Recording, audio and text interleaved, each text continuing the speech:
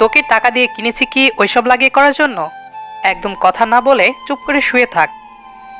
Please তাড়াতাড়ি করুন, ব্যথা পাচ্ছি।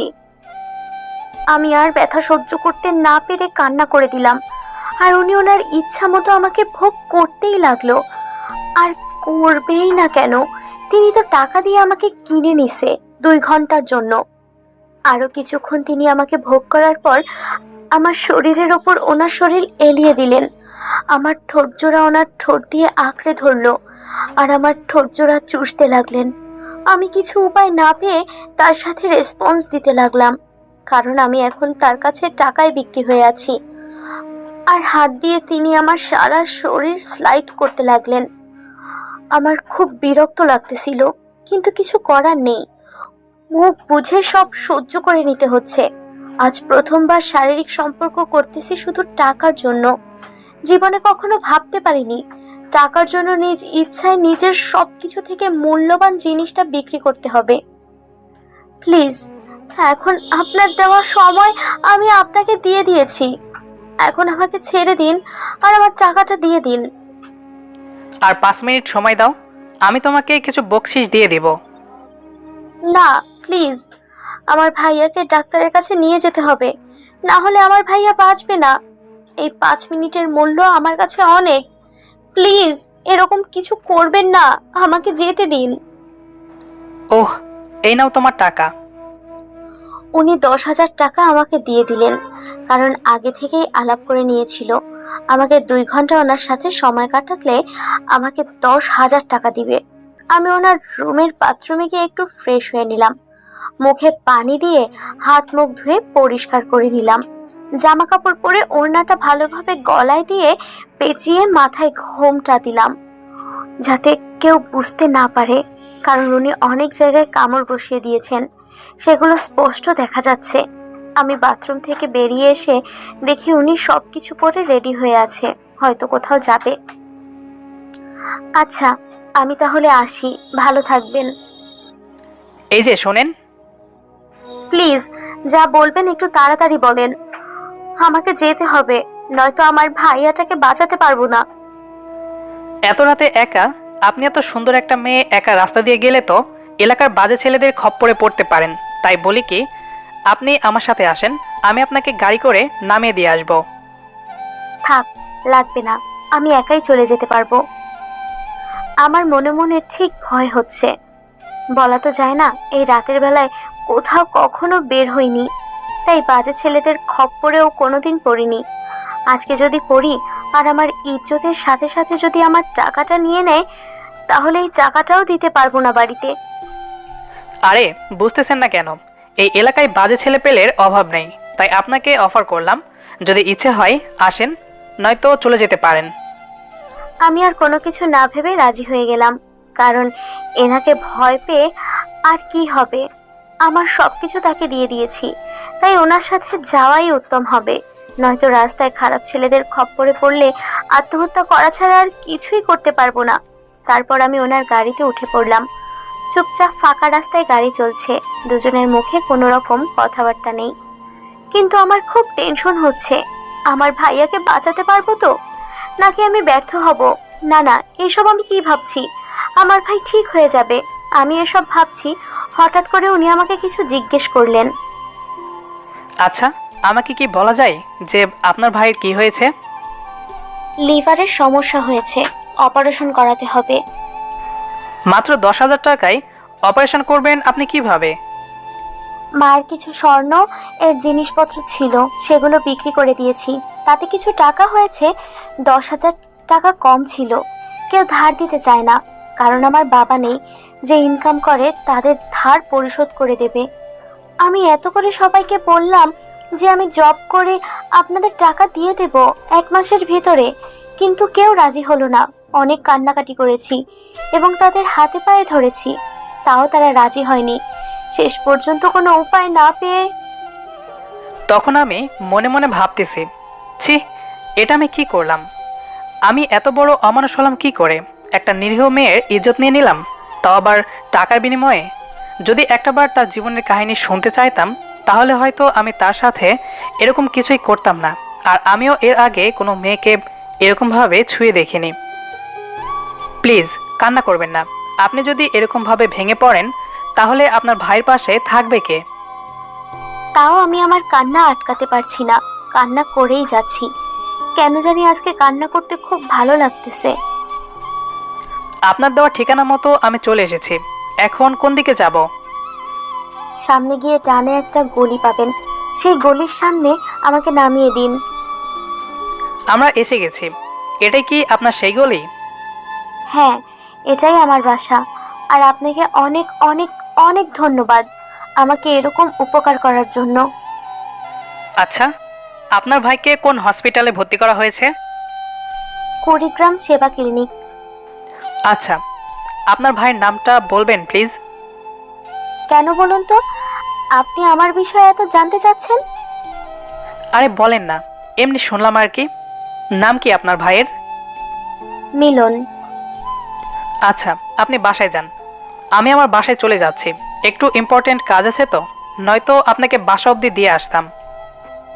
আরে লাগবে না, এই তো সামনে আমার বাসা। আচ্ছা ঠিক আছে, বাই। তারপর উনি দূরে চলে গেলেন আর আমি আমার বাসার ভেতরে প্রবেশ করলাম। বাসার ভেতরে প্রবেশ করে দেখি মা খাবার টেবিলে বসে আছে, হয়তো আমার জন্য অপেক্ষা করতেছে। মা, মা, তুমি এখনো ঘুমাওনি? এভাবে বসে আছো কেন? খাবার খেয়েছো? তোর আগে কি আমার খাবার গলা দিয়ে নামে? তোর আগে কি আমার খাবার গলা দিয়ে নামে? উফ, মা, তুমি এই অসুস্থ শরীর নিয়ে এখানে বসে থাকার কি আছে? অনেক রাত হয়েছে, এখন চুপচাপ আয়, খেয়ে নে। তারপর মায়ের সাথে খাওয়া দাওয়া শেষ করলাম। কি রে মা, টাকার জোগাড় করতে পেরেছিস? হ্যাঁ মা, এই যে নাও টাকা। কালকে সকালে হসপিটালের ডাক্তারকে জমা দিয়ে আমার ভাইয়ের অপারেশনটা করিয়ে নেব। একটু মুচকি হাসিতে দিয়ে মার সাথে কথাটা বললাম। মা যদি সত্যিটা জানতে পারে তাহলে আমাকে কখনোই মেনে নেবে না। তোর বাপ নেই, তাই তোকে এত কষ্ট করতে হচ্ছে, দিন নেই রাত নেই।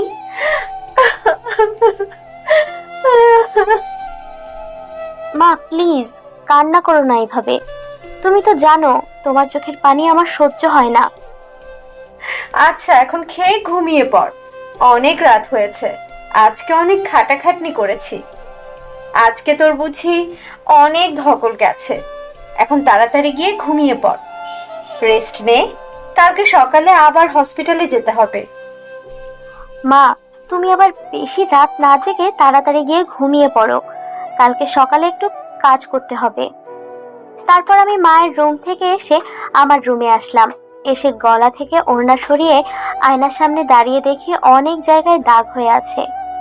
তার সেই স্পর্শগুলো মনে পড়লেই ডুবরে কান্না করতে ইচ্ছে করে। দৌড়ে বাথরুমে চলে গেলাম, গিয়ে শাওয়ারটা ছেড়ে দিয়ে নিতে বসে পড়লাম। আর যেসব জায়গায় দাগগুলো আছে সেখানে সেখানে তিনি আমাকে স্পর্শ করেছে, সেই জায়গাগুলো ঘষতে লাগলাম আর কান্না করতে লাগলাম। এতদিন থেকে আমি এত কষ্ট করে নিজেকে ঠিক রেখেছি, কোনো প্রেম করিনি। সেই মেয়ে আজকে। আমি সব সময় একটা জিনিস চিন্তা করেছি, প্রেম করব না, বিয়ের পর স্বামীকে আমার সবটা দিয়ে ভালোবাসবো। কিন্তু আজকে আমার সেই স্বপ্নের মাটি চাপা দিতে হলো। তারপর রুমে এসেই ঘুমিয়ে পড়লাম। 30 মিনিট পর, এরকম করো কেন? টাকা দিব তো, তার বিনিময়ে তুমি তোমার সুন্দর দেহটা দাও। প্লিজ না, এরকম করবেন না। আমি যতই পিছে যাচ্ছি লোকটা ততই এগিয়ে আসতে লাগলো। তোমার না টাকা লাগবে, আমি দিব তো, তার জন্য তুমি তোমার দেহটা দাও। আমি কান্না করতেছি আর পালানোর চেষ্টা করতেছি, কিন্তু পারছি না। লোকটা হঠাৎ করে আমার ওড়না ধরে টান দিলেন। আমি খুব জোরে চিৎকার দিলাম আর তখনই আমার ঘুম ভেঙে গেল। ও, তার মানে আমি স্বপ্ন দেখতেছিলাম এতক্ষণ। কি রে মা, কি হয়েছে?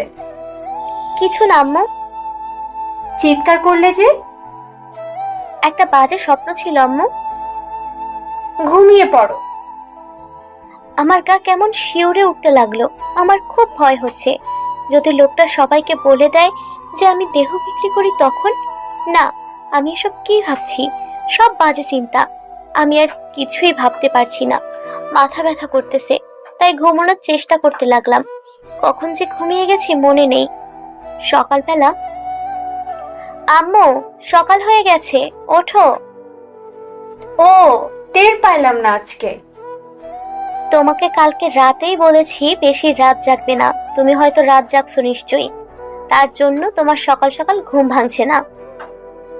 পাগলি মেয়ে কোথাকার, যখন মা হবি না তখন সন্তানের কিছু হলে বুঝতে পারবি যে মায়ের মন কি বলে। ওহ আম্মু, সকাল সকাল মেজাজটা খারাপ করে দেবে না, বুঝেছো? আমি কত কষ্ট করে টাকা আনলাম যে ভাইকে তাড়াতাড়ি বাসায় নিয়ে আসবো, আর এখন তোমার বকবক শুনতে হচ্ছে আমাকে। তাড়াতাড়ি ওঠো তো। আম্মু আর কিছু বলল না, চুপচাপ উঠে ওয়াশরুমে চলে গেল ফ্রেশ হওয়ার জন্য। জানে যে এখন কিছু বললে আমি রেগে যাব। আমার ভাইকে নিয়ে আমার খুব চিন্তা হচ্ছে। আমার ভাইকে আমার মায়ের বুকে ফিরিয়ে দিতে পারবো তো? আল্লাহ, এমন কিছু আমাদের সাথে করিও না যার জন্য আমার মায়ের বুকটা খালি না হয়। যে ভাইয়ের জন্য আমি আমার সবচেয়ে বড় সম্পদ বিক্রি করে দিয়েছি, সেই ভাইটাকে তুমি নিয়ে নিও না। এদিকে গল্পের সেই ছেলেটি হসপিটালে এসে মিলনকে খুঁজতে লাগলো। এই যে নার্স, গত কয়েকদিন যাবৎ মিলন নামে কোনো পেশেন্ট আছে? হ্যাঁ আছে, তবে আপনি রোগীর কে হন? আর আমার জানা মতো রোগীর শুধু মা আর বোন আছে, তাহলে আপনি কে?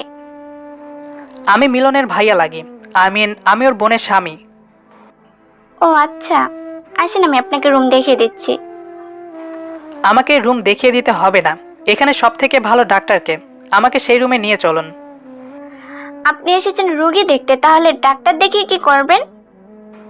আমি বুঝতেছি না আপনি এত কথা বলেন কেন। আপনি এই হসপিটালের নার্স, তাহলে আপনাকে আমি যেটা বলছি আপনার দায়িত্ব আমাকে সঠিক জায়গা মতো পৌঁছে দেওয়া। ওকে, আমার সাথে সাথে আসুন, এখানে একটু দাঁড়ান, আমি স্যারের সাথে কথা বলে আসি। একটু তাড়াতাড়ি করবেন প্লিজ। ওকে স্যার, আপনার সাথে কেউ একজন দেখা করতে চায় মিলন নামের পেশেন্টের ব্যাপারে। আচ্ছা, পাঠিয়ে দেন, দেখি কে তিনি। তারপর নার্স বাইরে এসে অচেনা লোকটাকে ভেতরে পাঠিয়ে দিলেন। জি বলুন, আমি আপনার জন্য কি করতে পারি?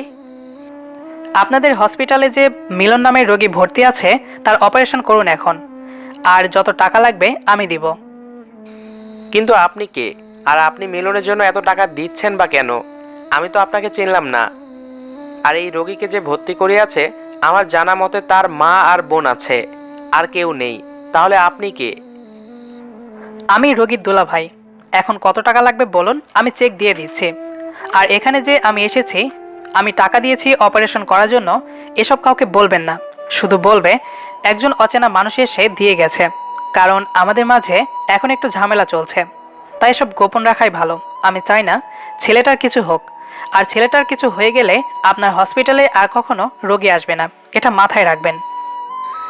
আপনি কি আমাকে ভয় দেখাচ্ছেন নাকি হুমকি দিচ্ছেন, কোনটা? আমি আপনাকে কোনোটাই দিচ্ছি না, প্লিজ কাজটা করুন তাড়াতাড়ি, নয়তো ছেলেটাকে না বাঁচালে তার পরিবারের কি অবস্থা হবে একটু ভেবে দেখেছেন? তার মায়ের কোল খালি হয়ে যাবে। জি, আমি সব ব্যবস্থা করতেছি। আপনি অ্যাকাউন্টে টাকা জমা দিয়ে আসতে পারেন। আর হ্যাঁ, এখানে একটু বলে দেন। ওকে, আমি আপনাদের সাথে ফোনে কন্ট্যাক্ট করব, কিন্তু এই কথাটা ওনাদের কাউকে বলবেন না। ওকে। আম্মু একটু জলদি করো, লেট হয়ে যাচ্ছে তো। এই তো আমি রেডি, চল। যখনই হাঁটতে যাব তখনই ব্যথা অনুভব করলাম, কারণটা বুঝলাম না। আমি তো কাল পর্যন্ত ঠিক ছিলাম এবং আজ সকালে উঠেছিলাম, তাহলে এমন ব্যথা হচ্ছে কেন? কথাগুলো মেয়েটি বলল। কি রে মা, এভাবে হাঁটছিস কেন? পায়ে ব্যথা পাইছো? না, আমি ঠিক আছি, তুমি চলো তো। আজকে তোর বাবা নেই বলে তোর উপর দিয়ে বড় ঝড় বয়ে যাচ্ছে, তাই না? খুব কষ্ট হচ্ছে তোর, তাই না রে মা? ওহ মা, তুমি সব সময় বেশি বোঝো। আমি কিছু বললেই তুই রেগে যাস কেন বুঝি না। আমাকে তো বলবি তোর কি হয়েছে, তাই না? আমার কিছু হয় নাই, তুমি আমাকে নিয়ে চিন্তা করো না। আর লেট হয়ে যাচ্ছে এমনিতেই। তারপর আম্মু সহ আমি একটা রিক্সা ভাড়া করে হসপিটালে চলে আসলাম। আম্মু তুমি যাও, আমি রিক্সা ভাড়া মিটিয়ে আছি। ওকে, তাড়াতাড়ি আসবি। তারপর রিক্সাওয়ালাকে 50 টাকা দিলাম, তাকে ধন্যবাদ জানালাম সঠিক সময় পৌঁছে দেওয়ার জন্য। রিক্সাওয়ালা কিছু না বলে সুন্দর একটা হাসি দিয়ে চলে গেলেন। আমি হাসপাতালে ঢুকে দেখি আম্মু নার্সের সাথে তর্ক করতেছে, কিন্তু বিষয়টা কি বুঝলাম না। বিষয়টা ঠিক মতো বুঝতে আমিও ওখানে চলে আসলাম। কি হয়েছে আম্মু, এরকম তর্ক করতেছো কেন ওনার সাথে? দেখ না রে মা, নার্স কি বলতে চাইছে। আচ্ছা কি হয়েছে আমাকে একটু বলবেন প্লিজ? আপনার ভাইয়ের এখন অপারেশন চলতেছে। কি অপারেশন চলতেছে মানে? আমি বেশ অবাক হলাম যে ডক্টর টাকা ছাড়া আমার ভাইকে হসপিটালে নিতে যাচ্ছিল না, সেই ডক্টর আবার ভাইকে ফ্রি অপারেশন করবে। এটা কিভাবে হতে পারে? আমি অবাকের উপর অবাক হচ্ছিলাম, কারণ আমার তো এখনো বিয়েই হয়নি। আমার স্বামী আসবে কোথা থেকে? আর তার থেকে বড় কথা হলো, লোকটা কে হতে পারে? আপনার কি মাথা গেছে নাকি? আমাকে দেখে মনে হয় আমি বিবাহিত মহিলা। আমি অনেকবার লোকটাকে জিজ্ঞেস করেছিলাম পেশেন্টের কি হন। লোকটা বেশ গভীরভাবে আমাকে ধমক দিয়ে বলে, তোমাকে যেটা করতে বলছি সেটাই করো। বাহ বাহ, আপনাকে ধমক দিল আর আপনি সোজা সাপটা মেনে নিলেন? আমাদের একটু জানানোর প্রয়োজন বোধ করলেন না? দেখুন, আমি এত কথার উত্তর দিতে পারবো না। লোকটা ডক্টর অমল স্যারের সাথে কথা বলেছেন, আর 3 দিন এখন আপনার ভাইয়ের অপারেশন করতেছে। ওনার সাথে এভাবে বকাঝকা না করে চলো না অপারেশন থিয়েটারের সামনে গিয়ে বসি। ডক্টর সাহেব বের হলে তার সাথে কথা বলে দেখি আসলে বিষয়টা কি। আমার ভাইয়ের যদি কিছু হয় না, আমি আপনাদের বিরুদ্ধে মামলা করব। চুপ থাক, এইসব কথা বলতে নেই। আল্লাহকে ভয় কর, আল্লাহকে ডাক, আল্লাহ যা চাইবে তাই হবে। তারপর আম্মু আমাকে টেনে অপারেশন থিয়েটারের সামনে চেয়ারে নিয়ে গিয়ে বসালো। এত টেনশন করিস না তো, যেটা ভাগ্যে আছে সেটাই হবে। আমি ঠিক বুঝতে পারতেছি আম্মু যতই আমাকে টেনশন মুক্ত থাকতে বলছে, কিন্তু আম্মু নিজেই অনেক টেনশনে আছে। আসলে মায়েরা কখনো সন্তানের অমঙ্গল চায় না। আমাকে ঠিক থাকতে বলছে, অথচ নিজের ভেতরে কতটা ক্ষতবিক্ষত হচ্ছে সেটা হয়তো আমি অনুভব পর্যন্ত করতে পারছি না। আমাকে সত্যি করে একটা কথা বলবা? পাগলি মেয়ে, দেখো কি বলে। আচ্ছা বল। তুমি আমাদেরকে খুব ভালোবাসো তাই না? পাগলি মেয়ে, কি যা তা বলতেছিস? কথাটা বলে আম্মু কান্না করে দিল। আমি স্পষ্ট বুঝতে পারতেছি আম্মুর মনের ব্যথা কতটা। কিছুক্ষণের মধ্যে ডাক্তার সাহেব বেরিয়ে এলেন। তাহলে আপনারা এসেছেন। আমার ছেলের এখন কি অবস্থা ডাক্তার সাহেব? এখন আপনারা অনেক চিন্তামুক্ত রাখতে পারেন। 24 ঘন্টার মধ্যে জ্ঞান ফিরে আসবে। আল্লাহর কাছে কোটি কোটি বার শুকরিয়া, আলহামদুলিল্লাহ। এই শুনছিস রে মা, আমার ছেলে ভালো হয়ে যাবে। আম্মু খুশিতে কান্না করে ফেললো। ডাক্তার সাহেব, আমি কি এখন আমার ছেলেটাকে একটু দেখতে পারি? এখন দেখতে পাবেন না, একটু পর আপনার ছেলেকে কেবিনে শিফট করা হবে, সেখানে গিয়ে দেখতে পারবেন। ও আচ্ছা। আপনারা এখানে একটু অপেক্ষা করুন, একটু পর নার্স আপনাদের ডেকে নিয়ে যাবে। ডাক্তার আঙ্কেল, আপনার সাথে আমার কিছু কথা ছিল জরুরি। হ্যাঁ বলো মা, কি বলতে চাও? আপনি তো প্রথমে টাকা ছাড়া আমার ভাইকে আপনাদের হসপিটালে নিতেই চাচ্ছিলেন না, আর এখন আপনি আমাদের কাছে টাকা না নিয়েই অপারেশনটা করলেন। আমি না কিছুটা বুঝতেছি না, ব্যাপারটা কি আমাকে একটু খুলে বলবেন? আসলে মা, আমার এখানে কিছু করার নেই। ঊর্ধ্বতন কর্মকর্তাদের আদেশ আমাদের মানতে হয়। আমরা এখানে চাকরি করি, আমাদের নিজস্ব প্রতিষ্ঠান না। আর তুমি বললা না টাকা ছাড়া অপারেশন করলাম কিভাবে? আমাদের কাছে টাকা জমা হওয়ার পর তোমার ভাইয়ের অপারেশনটা হয়েছে। টাকাটা দিল কে? আর হঠাৎ করে এত টাকা আমার ভাইয়ের জন্য দিবেটা কে? দেখো মা, এটা আমি বলতে পারবো না। আমি বেশ অবাক হলাম, কিন্তু কেন আঙ্কেল? শুধু এটা জেনে রাখো, তোমার আপন কেউ টাকাটা দিছে, আর তার নাম, ঠিকানা বা পরিচয় তোমাকে এখন দিতে পারবো না, যদি তিনি অনুমতি না দেন তো। উনি অনুমতি দিবে মানে? আসলে আমি তাকে কথা দিয়েছি, আর আমি কথা দিলে কথা রাখার চেষ্টা করি। আমি এখন আসছি, একটু পর নার্স এসে আপনাদের কেবিনে নিয়ে যাবে। ডক্টর আঙ্কেল আরেকটু কানাইয়া দাঁড়ালেন না, চলে গেলেন তার নিজের কেবিনে। যে আমার এত বড় উপকার করেছে, আমি দোয়া করি তার জন্য সবসময় মঙ্গল হয়। হ্যাঁ মা, এত বড় উপকার যে করেছে তার তো মঙ্গল কামনা করা আমাদের উচিত। এতক্ষণ তো ভালোই ছিলাম, এখন একটু ব্যথা ব্যথা অনুভব হচ্ছে। আর ব্যথা অনুভব হতেই আমার গতকাল রাতের কথা মনে পড়ে গেল। আম্মুকে তো এই কথা বলাও যাবে না, বললে আম্মু আমার মুখটা দেখতে চাইবে না। কি করব ভেবে পাচ্ছি না। আম্মু, তুমি এখানে একটু বসো, আমি একটু আসি। এখন তুই কোথায় যাবি? আম্মু, আমি একটু বাথরুমে যাব। ওকে। আম্মুকে মিথ্যা কথা বলে আমি একটু গাইনি ডক্টরের সাথে দেখা করতে গেলাম। ওনার সাথে কথা বলে কিছু পরামর্শের সাথে একটা মেডিসিন লিখে নিলাম, যাতে করে খুব তাড়াতাড়ি ব্যথাটা দূর হতে সাহায্য করে, নয়তো আম্মুর চোখে খুব জলদি ধরা পড়ব। টাকা মানুষকে কত কিছু করতে বাধ্য করে। গতকাল আমি এই সময় একজন ভার্জিন ছিলাম, আর আজকে এই সময় আমি একজন নষ্ট মেয়ে। আসলে নিয়তির পরিহাস কোন দিকে যায় বোঝা বড় মুশকিল। হয়তো এই খবরটা যদি কেউ জানতে পারে, তাহলে এই সব সমাজে আমি আর মুখ দেখাতে পারবো না। আমি এসব ভাবতেছি আর আনমনে আসতেছি, হঠাৎ করে কে জানি আমার হাত ধরে টান দিলেন। আরে আপনি এখানে কিভাবে? তার আগে বলেন, এখন আপনি কেমন আছেন? আমার ভালো থাকা না থাকা সেটা পুরোটাই নির্ভর করে আমার ভাইয়ের উপর আর আমার মায়ের উপর। তারা দুজন ভালো থাকলে আমি ভালো থাকি। এত খেয়াল রাখেন আপনার পরিবারের ওপর? যদি তাদের খেয়াল না রাখি, তাহলে আমি পৃথিবীতে বেঁচে থাকবো কি নিয়ে? আপনার সাথে যুক্তিতে হয়তো আমি পারবো না, কারণ আপনি অনেক যুক্তি দেখাতে পারেন। আপনি বললেন না তো এখানে কেন এসেছেন? এসেছিলাম, একটু কাজ ছিল। ওহ, আচ্ছা, আপনি কি আবারও টাকার জন্য দেহ বিক্রি করবেন? কেন, কিনবেন বুঝি? সেরকম কিছু না। আপনি মনে হয় নিত্য নতুন দেহর স্বাদ ভোগ করতে খুব পছন্দ করেন। আমি কি একবারও ওই কথা বলেছি যে আমি মেয়েদের দেহকে খুব পছন্দ করি?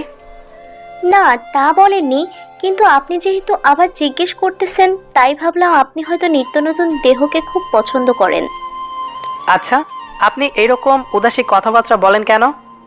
কই, আমার কথা তো উদাসীন মনে হচ্ছে না। তাহলে আপনার কাছে মনে হওয়া কারণটা কি? উফ, আপনার ফোন নাম্বারটা দিন তো। সরি, আমি অপরিচিত কাউকে আমার ফোন নম্বর দিই না। দেখুন, ভালোই ভালোই বলছি, ফোন নাম্বারটা দিয়ে দিন। আজব তো, আপনি এসব কি বলতেছেন?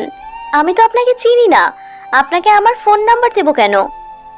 আমি কিছু শুনতে চাই না, আমি শুধু আপনার ফোন নাম্বারটা চাইছি। আর আপনি সোজা সাপটা দিয়ে দেন, নয়তো... না হয় আমি আপনার কাছে ভুল করে আমার দেহটা বিক্রি করে দিয়েছি, তাই বলে কি আমি আপনার কাছে আমার সবকিছু বিক্রি করে দিয়েছি? আমার চিন্তা ভাবনা, আমার ইচ্ছা অনিচ্ছা সবকিছু? যদি বলি তাই? এরকম আজব কথাবার্তা বলা বাদ দিন, আর আপনি এখান থেকে আসতে পারেন। ভালোভাবে কথাটা বললাম, তাই গায়ে লাগছে না। এখন কি আমি খারাপ ব্যবহার করবো আপনার সাথে? আশ্চর্য, আপনি এরকম করতেছেন কেন? তাও আবার এইরকম একটা হসপিটালে? আমি আপনার ফোন নাম্বার চাইছি, আপনি ফোন নাম্বারটা দিলে আমি এখান থেকে চলে যাব। না, আমি আপনাকে আমার ফোন নাম্বার দিতে পারবো না। ভেবে বলছেন তো? হ্যাঁ। আমি ওখান থেকে চলে আসতে নিলেই লোকটা আমার হাত টেনে ধরে। কি হলো, এরকম অভদ্রতার মতো কাজ করতেছেন কেন? উনি কিছুই না শুনে শুধু আমাকে ওনার কাছে টেনে নিচ্ছে। উফ, আপনি কিন্তু এটা মোটেও ঠিক করছেন না, এটা হসপিটাল। আমার কথাগুলো মনে হয় ওনার মাথার উপর দিয়ে চলে যাচ্ছে, তার কান অবধি মনে হয় পৌঁছাচ্ছে না। ওনার বুকের সাথে আমাকে একদম মিশিয়ে নিলেন। আমি কিন্তু এবার চিৎকার করতে বাধ্য হব। উনি তাও কিছু বলছেন না, ওনার মতো উনি কাজ করেই যাচ্ছেন। একবার পিঠে স্লাইড করতেছে, তো একবার পেটে স্লাইড করতেছে। আমার একদম অসহ্য লাগতেছে। আমি তো ব্যথার জন্য দাঁড়িয়ে থাকতে পারতেছি না, কোমর ব্যথা বেড়েই চলেছে। আপনি কি পাগল হয়ে গেছেন নাকি? উনি তাও কোনো কথা বলতেছেন না। আমি আমার সর্বশক্তি দিয়ে ওনাকে সরানোর চেষ্টা করতেছি, কিন্তু তাও পারতেছি না। কারণ আমার শক্তির কাছে ওনার শক্তি অনেক বিশাল। আমি কান্না করে দিলাম ওনার এরকম ব্যবহার দেখে। আমি ভাবতে পারিনি উনি এখানে এরকমটা করবে আমার সাথে। আমার কান্নার শব্দ শুনে উনি আমাকে ছেড়ে দিয়ে কিছুটা দূরে গিয়ে দাঁড়ালেন। আমি আর আমার রাগটাকে কন্ট্রোল করতে না পারায় ওনাকে সজোরে একটা থাপ্পড় মারলাম। নিজেকে কি ভাবেন? আপনার না হয় কোটি কোটি টাকা আছে, আপনি চাইলেই দিনে 10 থেকে 12টা মেয়েকে ব্যবহার করতে পারেন। আমরা গরিব মানুষ, আমাদেরও তো টাকা পয়সা নেই। অভাবে পড়ে নিজের সবচেয়ে বড় সম্পদ সেটাকে বিক্রি করে দিছি। আর সব থেকে বড় কথা, আপনি আমাকে টাকা দিয়েছেন, আমার দেহ ভোগ করেছেন, তাহলে এখন আপনি আমার সাথে এরকম জোর করতেছেন কেন? আমি তো বলেই দিয়েছি আমার নম্বর আপনাকে দিতে পারবো না।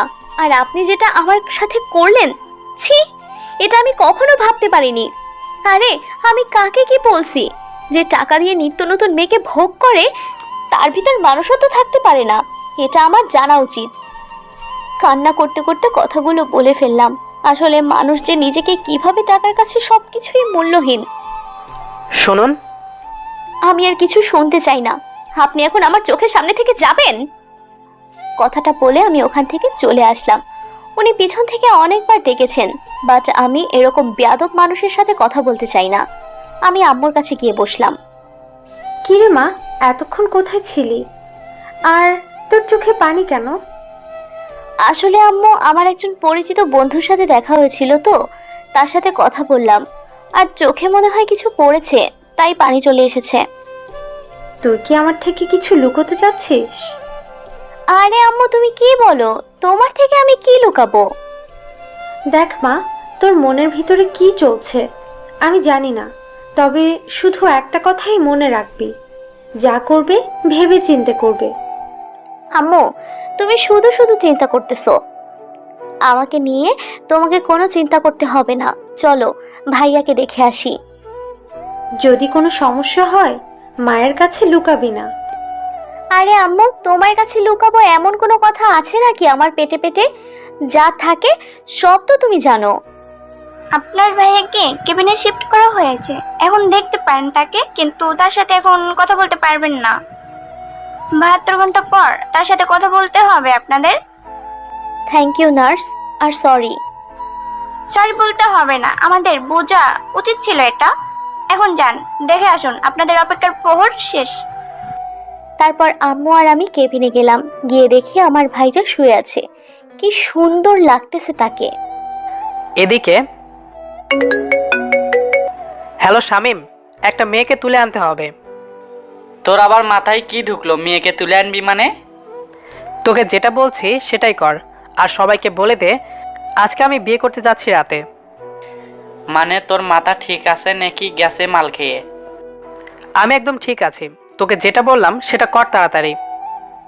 ভালো করে ভেবে দেখ, এসব কাজ করা ঠিক হবে না, পুলিশ কেস পর্যন্ত হতে পারে। তুই আমার রাগ সম্পর্কে ভালোভাবে জানিস, আমার মাথাটা এখন গরম আছে, আর আমি যেটা করতে চাই সেটা করি, তুই তো সেটাও ভালো করে জানিস। তাহলে এরকম ন্যাকামি না করে আমি যেটা বলছি সেটা কর, নয়তো তোকে আজকে আমি। ওকে, তোর যা ইচ্ছা তাই হবে, কিন্তু এর মাঝে আমাকে টানবি না। তার মানে তুই আমাকে এই কাজটা করতে সাহায্য করবি না, তাই তো? আমি কি বলছি যে আমি সাহায্য করব না? দেখ, এরকম পেঁচাই কথা বলবি না, সরাসরি বল এখন কি আমাকে সাহায্য করবি কিনা। ওকে, সাহায্য করব। এখন মেয়ের ছবি পাঠা, ঠিকানাটা দে। মেয়েটার ছবি তো আমার কাছে নাই, আর ঠিকানাটা আছে। এরকম বোকার মতো কথা বলবি না তো। তুই ঠিকানা দিবি আর আমি যাকে তাকে তুলে আনবো সেটা তোর মনের মানুষ হবে না। আবার তাকে রেখে আসবো, আবার আরেকটাকে তুলে আনবো, সেটা হবে না। আবার তুলে আনবো, সেটা হবে না। আবার তুলে আনবো। আমি কি এক এক করে ওই এলাকার সব মেয়েকে তুলে আনবো নাকি? তুই গাধার মতো কথা বলা বন্ধ কর, আমি যাব তোর সাথে, বুঝছিস? আর আমি যাকে দেখিয়ে দেব তাকে তুলে আনতে হবে, অন্য কাউকে না। আর তুলে আনার পর যদি মেয়েটা বিয়ে করতে রাজি না হয় তখন? বিয়ে করতে রাজি হবে না মানে 100 বার রাজি হবে, জোরপূর্বক বিয়ে করব আমি। তাতে কি মেয়েটা তোকে মন থেকে ভালোবাসবে? ওই মেয়ের মনে তোর জন্য শুধু ঘৃণা থাকবে, আর কিছু থাকবে না, বুঝেছিস? এখনো ভেবে দেখ ব্যাপারটা। ওই, তুই আমাকে জ্ঞান দিবি না, যেটা করতে বলতেছি সেটাই কর। আর আমি বাসায় যাচ্ছি, সন্ধ্যায় তোর সাথে দেখা হচ্ছে।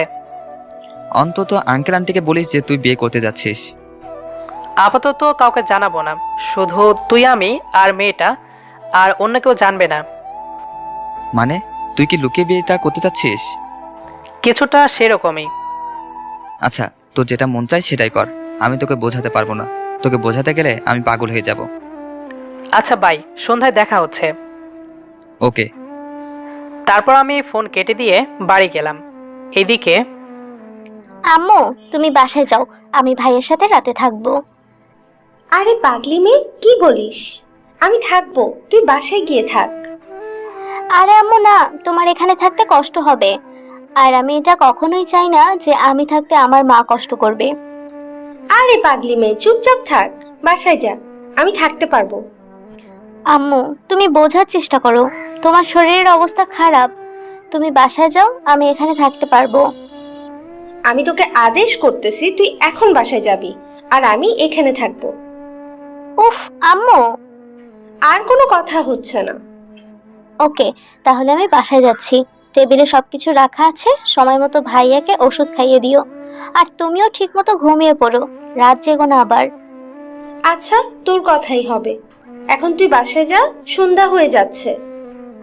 এখন ছেলেকে পাইছো তো মেয়েকে তাড়িয়ে দিচ্ছ, তাই না? এখন কোনো বকা দেওয়ার ইচ্ছে নেই আমার, তাই চুপচাপ আছি। যদি বকা শুনতে না চাস তাহলে বাসায় গিয়ে রেস্ট নে, কাল সকাল সকাল চলে আসিস। ওকে আমার লক্ষ্মী আম্মু। আম্মুর গালে একটা পাপ্পি দিয়ে বেরিয়ে পড়লাম। পাগলি মেয়ে আমার, আজকে যদি তোর বাপ বেঁচে থাকতো তোকে একটুও কষ্ট করতে হতো না রে মা। হসপিটাল থেকে বেরিয়ে দেখি রাস্তায় কোনো রিক্সা দেখা যাচ্ছে না। সন্ধ্যার সময় তো তাই সচরাচর এখানে সন্ধ্যার সময় এসে রিক্সা পাওয়া যায়, কিন্তু আজকে কেন জানি রিক্সা দেখতে পাচ্ছি না। উফ, কেমনটা লাগে। একটা রিক্সাও নেই, এখন হেঁটে যেতে হবে। ভাবতেই কান্না পাচ্ছে, এমনিতেই ব্যথা, তার উপর যদি এতটা পথ হেঁটে যাই, না জানি সকালে ঘুম থেকে উঠতে পারবো কিনা। এই ওই দিক দেখতে লাগলাম কোনো রিক্সা দেখা যায় কিনা, কিন্তু না, হয়তো আমার ভাগ্যটাই খারাপ। দূর, আর কিছু না ভেবে হাঁটা শুরু করলাম। দেখি সামনে গিয়ে রিক্সা পাই কিনা।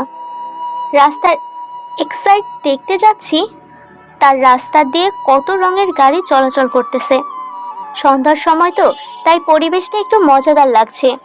আমার কাছে ইচ্ছে করতেছে আমি এই প্রকৃতির সাথে মিশে যাই, তাহলে থাকবে না কোনো কষ্ট, থাকবে না কোনো দুঃখ। আসলে মানুষ এমন একটা প্রাণী যাকে সবকিছুর সাথে মানিয়ে চলতে হয়।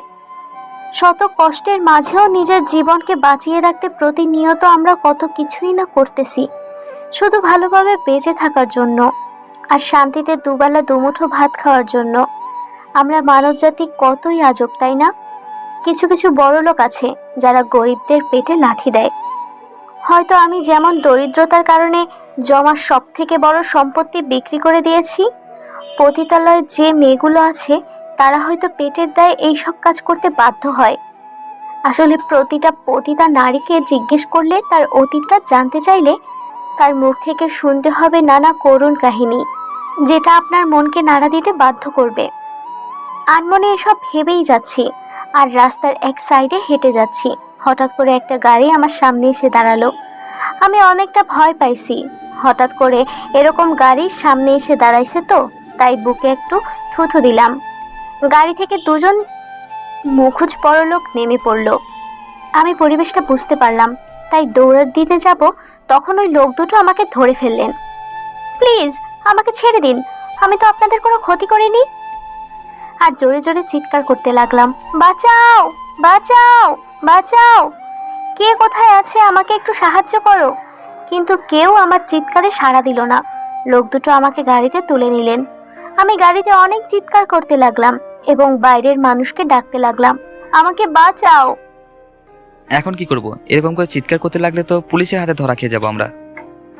ওই কাপড়টা দে, আর ওর মুখে কাপড়টা ভালোভাবে বেঁধে দে, যাতে যেন আওয়াজ বের না হয়। দ্বিতীয় লোকটা কণ্ঠটা আমার কেমন জানি চেনা চেনা লাগতেছে। আমার দুপুরকার ঘটনাটা মনে পড়ে গেল। তাহলে কি? না, এটা হতে পারে না, কখনোই না। একটা লোক এতটা খারাপ হতে পারে না। চিন্তায় আমার মাথা ফেটে যাচ্ছে। আমার সাথে এখন কি হতে যাচ্ছে? হয়তো আজকের পর আমি এই পৃথিবীতে নাও থাকতে পারি। আসলে গরিব মানুষদের বেঁচে থাকা আর না থাকা দুটোই সমান। তারপর আমাকে কালো কাপড় দিয়ে মুখ বেঁধে দিল। আমি আর কোনো রকম শব্দ করতে পারতেছি না, শুধু উহ আহ শব্দ বের হচ্ছে মুখ দিয়ে। আর গাড়িটা প্রচুর গতিতে চলতেছে, মনে হচ্ছে যে কোনো সময় অ্যাক্সিডেন্ট হবে। আমার হাত এমনভাবে বেঁধেছে, খুব ব্যথা হচ্ছে। ব্যথা সহ্য করতে না পেরে কান্না করে দিলাম। কান্না করা ছাড়া আমার আর কোনো উপায় হচ্ছে না। কি করব? আমার তো জীবনটাই শেষ। আজকের পর হয়তো আমি কালকে সকালে সূর্য দেখতে পাবো না। আমি মারা গেলে আমার মা আর ভাইটাকে কে দেখবে? এটা মনে পড়তেই আমার বুক ফেটে যাচ্ছে। কি হবে আমার মা আমার ভাইয়ের? কিছুক্ষণ পর গাড়িটা দাঁড়ালো। ভেতরে সবকিছু রেডি আছে, তুই ভাবিকে নিয়ে আয়। জলদি ভেতরে যা, সবাইকে বল কোণে এসে গেছে, আর কাজীকে বল সবকিছু রেডি করতে। এসব ওনারা কি কথাবার্তা বলছেন?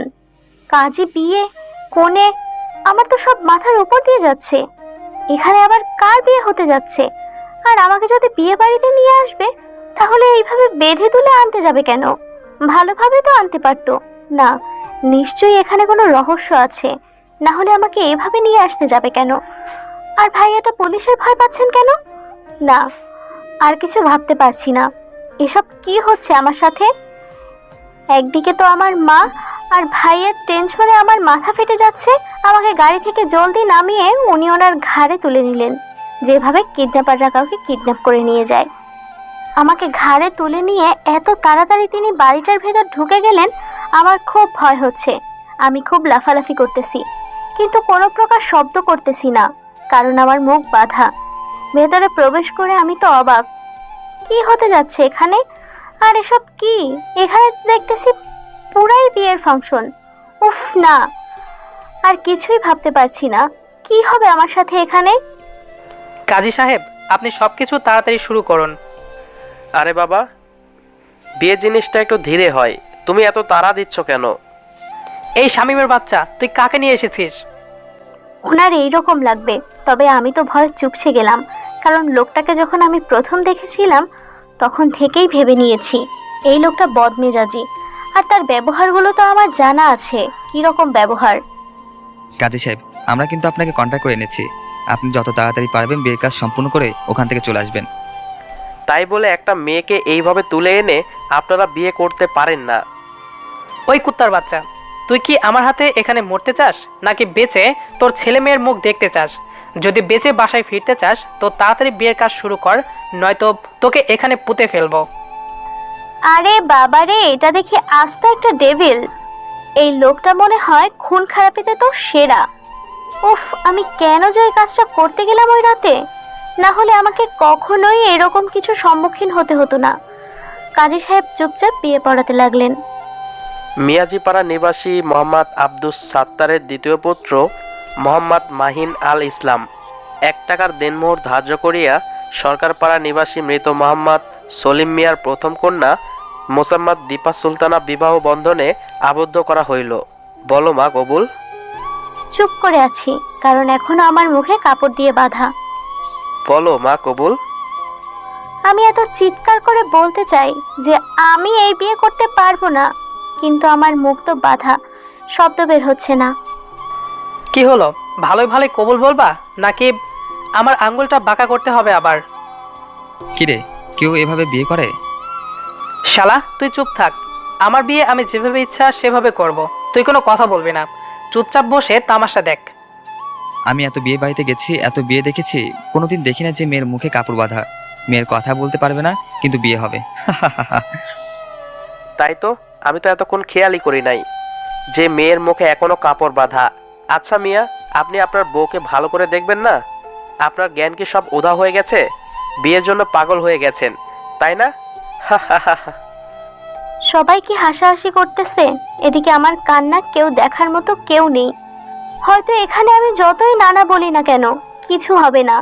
আমাকে বিয়ে করবে আজকে রাতেই।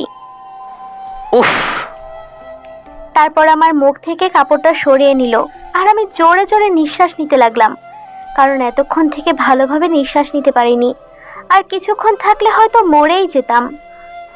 এই মেয়ে, এখন সোজা সাপটা কবুল বলে দে। যদি তোর ভাইয়ের আর তোর মায়ের... মানে আপনি এতটা জঘন্য? ভালোই ভালোই বলতেছি, নয়তো তোর ভাইয়া তোর মা কালকে সকালে সূর্যটা দেখতে পারবে না। ছি, একটা মানুষ এতটা খারাপ হতে পারে, এতটা জঘন্য হতে পারে, আপনাকে না দেখলে হয়তো বুঝতাম না। এখন চুপচাপ কবুল বল। যত তাড়াতাড়ি কবুল বলবি তত তোর মা আর ভাইয়ের জন্য মঙ্গল হবে, কারণ এখন তারা অনেক কষ্টে আছে। মানে কি বলতে চাচ্ছেন? আপনি আমার মা আর ভাই ওর যদি কিছু হয় তো আমি আপনাকে মেরে ফেলবো।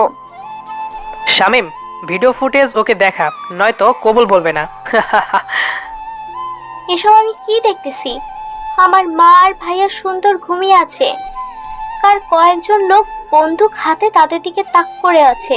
হয়তো আমি কবুল না বললে আমার মা আর ভাই এ দুনিয়াতে বেঁচে থাকতে পারবে না। এসব দেখার পর আমি নিস্তব্ধ হয়ে গেছি। আমার পুরো দুনিয়াটা যেন উলটপালট হয়ে যাচ্ছে। এসব দেখার আগে যদি আমি মরে যেতাম বা আমাকে ধর্ষণ করে মেরে ফেলতো তাই সহ্য হতো, কিন্তু প্রতিনিয়ত ধর্ষণ হতে হতো না এই পশুটার হাতে আমাকে। কবুল বলবি নাকি তোর পুরো ফ্যামিলিকে মেরে ফেলবো? আমি বাধ্য হয়ে কবুল বলে দিলাম। কবুল বলে দিয়ে কান্না করতে লাগলাম, কারণ এখন আমার নিত্য সঙ্গী হবে কান্না। প্রতিদিন রাতে ধর্ষণ করবে ওনার ইচ্ছা মতো, আমাকে ভোগ করবে, ছিঁড়ে খাবে। সংক্ষেপে বিয়েটা সম্পন্ন করে কাজে চলে গেলেন। শামিম, তুই এখন বাসায় যা, আর এই খবরটা কাউকে জানাবি না এখন। তার মানে উনি আমাকে এখানে লুকিয়ে বিয়ে করলেন যাতে যেন প্রতিদিন ধর্ষণ করতে পারে, বৈধ ধর্ষণ। তবে মেয়েটার উপর অতিরিক্ত কিছু করিস না, যাতে বেঁচে থেকেও মরার মতো বাঁচতে হয়।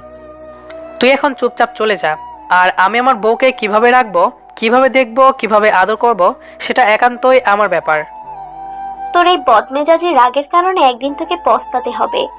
সেই দিনই শামীমের কাছে এসে তোকে কান্না করতে হবে। দেখে নিস, কথাটা মিলিয়ে নিস। মাহিনের কখনো এরকম সময় আসবে না। শামীম ভাই আর কোনো কথা না বলে চুপচাপ ওখান থেকে চলে গেলেন। জানে এখানে কথা বলা তার বৃথা হবে। শামীম ভাই চলে যাওয়ার সাথে সাথে উনি আমার হাত ধরে একটা রুমের দিকে নিয়ে যেতে লাগলেন। বুঝতে পারলাম এখন আমাকে ভোগের শিকার হতে হবে। তোর সাহস কত বড়, তুই আমাকে ফোন নাম্বার দিস নাই? আমি শুধু অবাক হয়ে তাকিয়ে আছি ফোন নম্বরের জন্য। এত কিছু। এখন ফোন নাম্বার না, তোকে আমি প্রতিদিন এই ধর্ষণ করব। আমি আর কান্নাটা আটকে রাখতে পারলাম না। তোর এরকম ন্যাকা কান্নার কোনো মূল্য আমার কাছে নেই, তুই শুধু আমার কাছে ভোগের পণ্য। কথাটা বলে উনি আমার বুক থেকে ওড়নাটা টেনে নিলেন। আমি আমার দুই হাত দিয়ে আমার বুক ঢেকে রাখলাম। উফ, কি লজ্জা, কি লজ্জা, লজ্জাবতী রে। তোর লজ্জা আমি বের করতেছি, দাঁড়া। ওনার মুখ থেকে এরকম নোংরা কথাগুলো আমার কলিজায় কেটে যাচ্ছে।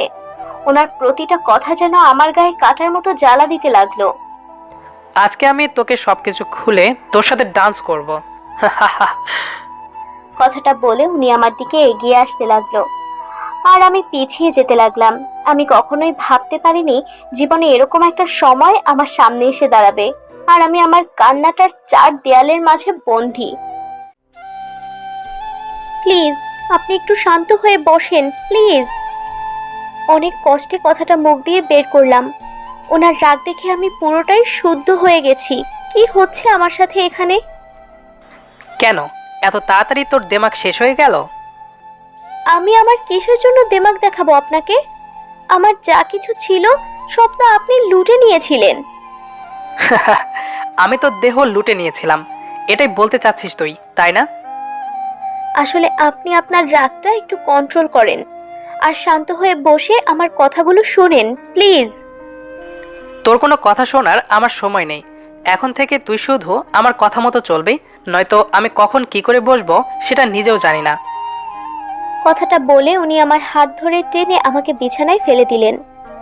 প্লিজ এরকম কিছু করবেন না, আমার কিছু সমস্যা আছে। তাতে আমার কি হয়েছে? আপনি বোঝার চেষ্টা করুন। এখন আমি আপনাকে সেই সুখটা দিতে পারবো না, আর একটা মেয়ের ইচ্ছার বিরুদ্ধে কিছু করলে সেটা ধর্ষণের শামিল হবে। আপনি একটু বুঝুন, এখন তো আমি আপনার বউ, তাই না? তুই কোনোদিন আমার বউ হওয়ার যোগ্য ছিলি না, আর হবিও না, বুঝছিস? আমি তো তোকে শুধু ভোগ করার জন্যই বিয়ে করেছি। আমি কখনো এটা আশা করিনি ওনার মুখ থেকে, আর আমি এর থেকে ভালো কিছু আশা করতে পারি না। আমার মতো মেয়ের সাথে এরকমটাই হয়। যে মেয়ে সামান্য 10,000 টাকা জোগাড় করতে পারে না, তার জন্য দেহ বিক্রি করতে হয়, সেই মেয়ের সাথে আর কি হতে পারে? এখন তো আমার কোনো কথার মূল্য থাকবে না। তারপর উনি আমার উপর শুয়ে পড়লেন। আমার ঠোঁটে তার ঠোঁট দুটো ডুবিয়ে দিয়ে ননস্টপ কিস করতে লাগলেন। আমার খুব বিরক্ত লাগতেছে, কারণ এখন আমার এসব সহ্য হচ্ছে না। আমি ওনাকে এত সরানোর চেষ্টা করতেছি, কিন্তু আমি তার শক্তির সাথে পেরে উঠতে পারতেছি না। আমার ঠোঁট থেকে ওনার ঠোঁট দুটো সরিয়ে আমার গলায় ওনার ঠোঁট দুটো ডুবিয়ে দিলেন এবং ননস্টপ কিস করতে লাগলেন। ওনার প্রতিটা স্পর্শ আমার অসহ্য লাগতেছে। ইচ্ছা করতেছে যদি আমার শক্তি থাকতো তাহলে ওনাকে এখানে মেরে ফেলতাম, কিন্তু আমি তার সাথে এখন পারবো না। আস্তে আস্তে যখনই আমার জামার পিন খুলতে লাগলেন, প্লিজ এরকম কিছু আজকে আমার সাথে করবেন না, আমি খুব অসুস্থ, আপনি বোঝার চেষ্টা করেন।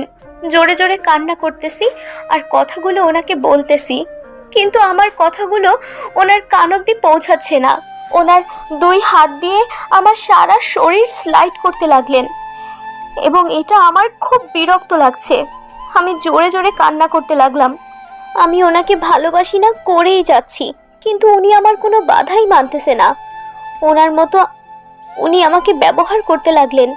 উনি আমাকে ওনার ইচ্ছা মতো ভোগ করতে লাগলেন, আর আমি ব্যথায় বারবার চিৎকার করে কান্না করতেছি, কিন্তু আমার কান্নার কোনো মূল্য নেই ওনার কাছে।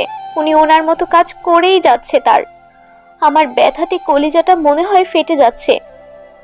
আমার মনে হচ্ছে এই আমি মারা যাব। এত ব্যথা পাচ্ছি যে আমি একসময় অজ্ঞান হয়ে গেলাম। যখন আমার জ্ঞান ফিরল তখন দেখি আমি একদম ঠিক আছি। আমার শরীরে কোনো ব্যথা অনুভব হচ্ছে না বা আমি কোনো রকম অস্বস্তি বোধ করতেছি না। এটা কিভাবে সম্ভব? এত তাড়াতাড়ি আমি এতটা সুস্থ? ঘড়ির দিকে তাকিয়ে দেখলাম রাত 3টা বাজে। আমাকে যখন এই রুমে নিয়ে আসা হয়েছিল তখন রাত 9টা বেজেছিল, আর এখন রাত 3টা বাজে। তার মানে আমি অনেকক্ষণ থেকে ঘুমিয়ে আছি। আমি রুমের চারদিকে তাকিয়ে দেখলাম কোথাও ওনাকে দেখা যাচ্ছে না। ব্যাপার কি? আমাকে একা ফেলে উনি কি চলে গেলেন নাকি? আর আমাকে এখানে এমনভাবে এনেছে, আমি রাস্তাঘাট কিছু চিনি না। এখন আমি কোথায় যাব? আমি শরীরের দিকে তাকিয়ে দেখি আমার শরীরে শুধু একটা চাদর মোড়ানো, আর কিছুই নেই। এটা দেখেই আমার মনে পড়ে গেল সেই নির্যাতন, আর আমার চোখ বেয়ে পড়তে লাগলো পানি। আমি দৌড়ে বাথরুমে চলে গেলাম। শাওয়ারটা ছেড়ে দিয়ে 2 হাত দিয়ে সারা শরীর ঘষতে লাগলাম, যাতে করে ওই অমানুষ তার স্পর্শ আমার শরীরে না থাকে। যতই ঘষতেছি ততই কষ্টগুলো আমার মনে পড়তেছে, আর ততই আমি কান্না করতেছি। কান্না করতে করতে ফ্লোরে বসে পড়লাম, আর আমার চোখের পানির সাথে শাওয়ারের পানির সাথে এক হয়ে গড়িয়ে যাচ্ছে। এইদিকে আরে মেয়েটা আবার কই গেল? এখানে রেখে গেলাম। ওই তো এই এলাকার রাস্তাঘাট কিছুই চেনে না, কোথায় যাবে? উফ, আমি এখন টেনশনে বাঁচি না। কেন যে একা রেখে বাইরে গেলাম? দৌড়ে বের হয়ে সবখানে খুঁজতে লাগলাম, কিন্তু কোথাও পাচ্ছি না। এরপর আবার বাসায় ফিরে আসলাম। বাসায় সব রুম চেক করলাম, কিন্তু কোথাও নেই। উফ, বাথরুমে তো যাইতে পারে, বাথরুমে চেক করলাম, না। আমার মাথাটাও না এখন মনে হয় পাগল হয়ে যাবে কয়েকদিন পর। আমি যে কেন এসব করতেছি নিজেও জানি না। দৌড়ে রুমে চলে গেলাম। রুমে গিয়ে দেখি এখনও রুমের ভেতরে আসেনি, আর বাথরুম থেকে শাওয়ারের আওয়াজ পাওয়া যাচ্ছে। তারপর আমি দরজা ধাক্কাতে লাগলাম। এই মেয়ে, দরজা খুল বলতেছি। হঠাৎ করে দেখিয়েছে দরজায় কেউ ধাক্কাধাক্কি করতেছে। তার মানে উনি হয়তো রুমে চলে এসেছেন। এবার কি হবে? আমি তো কোনো কাপড় নিয়ে আসি নাই এখানে, এখন আমি বেরোবো কিভাবে? প্লিজ আপনি একটু শান্ত হন, আমি বাথরুমে আছি, বেরোবো একটু পর। এতক্ষণ কেউ বাথরুমে থাকে? তাড়াতাড়ি বের হন। এই যে শুনুন, আমাকে একটু হেল্প করবেন? বলেন দেখি কি করতে পারি। ওনার মুখ থেকে আপনি ডাক শুনে মনে হচ্ছে ওনার এখন মনে হয় কোনো রাগ নেই। আসলে আমার গায়ে কিছু নেই, আই মিন কোনো কাপড় নিয়ে আমি বাথরুমে প্রবেশ করিনি। যদি আমার কাপড়টা দিতেন। আপনার কাপড় ধুয়ে শুকাতে দেওয়া হয়েছে, এখন এখানে কোনো মেয়ে মানুষের কাপড় নেই, এখন কি হবে? ওকে থাক, তাহলে আমি সকাল পর্যন্ত বাথরুমেই কাটিয়ে দেই। এখানে বসে থাকি আমি, আপনি ঘুমিয়ে থাকেন। সারা রাত ওইখানে থেকে ঠান্ডা লেগে যাবে, আর যখন আপনার জ্বর হবে, অসুখ হবে, আপনার ফ্যামিলির জন্য সেবা করবে কে? আপনাকে দেখবে কে? আপনার ভাইকে দেখবে কে? আমার পরিবারকে নিয়ে আপনার এত টেনশন করতে হবে না, বুঝছেন? তার মানে আপনি এখন বাথরুমের ভেতরে আছেন, তাই সাহস দেখাচ্ছেন, তাই না? উফ, আর বেশি কিছু বলা যাবে না। বলা তো যায় না, সাইকো একটা দরজা ভেঙে ফেলতে পারে আবার। এই নিন আমার শার্ট, একটা প্যান্ট, পরে নিন। মানে আপনার প্যান্ট কি আমার হবে? তার থেকে বড় কথা, আপনার শার্ট, আপনার প্যান্ট আমি পরবো কেন? ওকে, কিছুই করতে হবে না, এমনিতেই বেরিয়ে আসেন। আমি তো আর অন্য কেউ না, আপনার স্বামী তো, তাই না? তাড়াতাড়ি চলে আসেন। উফ, কি বেহায়া মানুষ, মুখে কিছুই আটকায় না। মন তো চাচ্ছে এখনই গিয়ে খুন করে ফেলি, কিন্তু এখন কিছুই করা যাবে না। কিছু করতে গেলে হয়তো আমার ফ্যামিলিকে হারাতে হবে। কি করতেছেন? আমার অফার গ্রহণ করবেন নাকি না? আচ্ছা দেন দেখি। কোনো উপায় না পেয়ে রাজি হয়ে গেলাম, কারণ সারা রাত তো আর বাথরুমে থাকা সম্ভব না। তারপর দরজা আলতো ফাঁক করে ওনার শার্ট প্যান্ট নিয়ে গেলাম। নিয়ে তো নিলাম, গায়ে পরে দেখি সব ঢিলা হলো। এখন কি হবে? হাঁটবো কিভাবে আমি? হাত দিয়ে প্যান্ট ধরে রাখলাম, ধরে আস্তে আস্তে হেঁটে বাইরে আসলাম। আমি বাইরে আসার সাথে সাথেই উনি যেটা করলেন সেটা আমি কখনো কল্পনা করতে পারিনি, যে উনি এরকম কাজ করবেন আমার সাথে। আমি বাথরুম থেকে বের হতেই উনি আমাকে কোলে তুলে নিলেন। আজব তো, আমি হাঁটতে পারি না নাকি? নাকি আমি ছোট বাচ্চা যে আপনি কোলে তুলে নিলেন? উফ, বেশি রকম বকবক করলে ফেলে দেব কিন্তু কোল থেকে। না না, এই মানুষের বিশ্বাস নেই, তাই আমি ওনার গলা শক্ত করে জড়িয়ে ধরলাম, যাতে করে চাইলেও আর ফেলে দিতে না পারে। ভয় পাচ্ছেন তাই তো? আসলে ওনার মতলবটা কি আমি বুঝতে পারতেছি না। একটু আগে আমার সাথে যেটা অত্যাচার করলো, আর আমিও তার সাথে এত নর্মাল ব্যবহার করতেছি, আর আমি চাইলেও রুড ব্যবহার করতে পারতেছি না। তার সাথে ব্যাপারটা কি? থাক, এসব নিয়ে ভাবার সময় পাইবেন, এখন একটু বিছানায় শুয়ে থাকেন। আমার কিছু জানার ছিল, আশা করি উত্তরগুলো আপনি দিবেন। কোনো রকম কথা না বলে সুন্দরভাবে শুয়ে রেস্ট নিন, আর যদি একটা কথা বলেন তো আবারও শুরু করে দেব। এই না না, আমি সুন্দরভাবে ঘুমিয়ে পড়তেছি, তাও আবার ওসব করিয়েন না। এই তো লক্ষ্মী মেয়ে, তাহলে তাড়াতাড়ি ঘুমিয়ে পড়েন। আপনি কি চুরি করতে যাবেন নাকি? মানে? কই, আমি তো কিছুই বলিনি। আপনি হয়তো কানে একটু বেশি শুনেন, তাই হয়তো সমস্যা হচ্ছে আপনার। বেশি রকম ন্যাকামি করার চেষ্টা করবেন না, তাহলে এতে বিপরীত হয়ে যাবে। আর আমার রাগ উঠলে আমি কন্ট্রোল করতে পারি না, এটা আমি আপনাকে অনেক আগেই বলে দিয়েছি। আচ্ছা, আপনার এত রাগ কেন? আপনাকে ছোটবেলায় আপনার আম্মু মনে হয় তেতো জিনিস বেশি খাওয়াইছিল। এই মেয়ে, আমাকে ভয় লাগতেছে না? এত বকবক করতেছেন কেন বুঝতেছি না। রাত অনেক হয়েছে, আপনি রেস্ট নেন। এমনিতেই নিজের শরীরের কোনো খোঁজ পায় না, অল্প একটু জ্ঞান হারিয়ে ফেলে, তার আবার বকবক আছে। আমি আপনাকে আগেই বলেছিলাম, আমি ওর জন্য মোটেও প্রস্তুত ছিলাম না, যে আপনার এটা সহ্য করার মতো ক্ষমতা আমার ছিল না। তখন আমি আপনাকে বলে দিয়েছিলাম, আর আপনি সেটা না শুনেই কাজ শুরু করে দিয়েছিলেন। তখন আমি কি করব? এখন আমি কি করব? আপনি যেটা খুশি সেটা করেন, কিন্তু আমার কথা আপনি রিপিট করবেন না। আপনি যেটা খুশি সেটাই করেন, কিন্তু আমার কথা আপনি রিপিট করবেন না।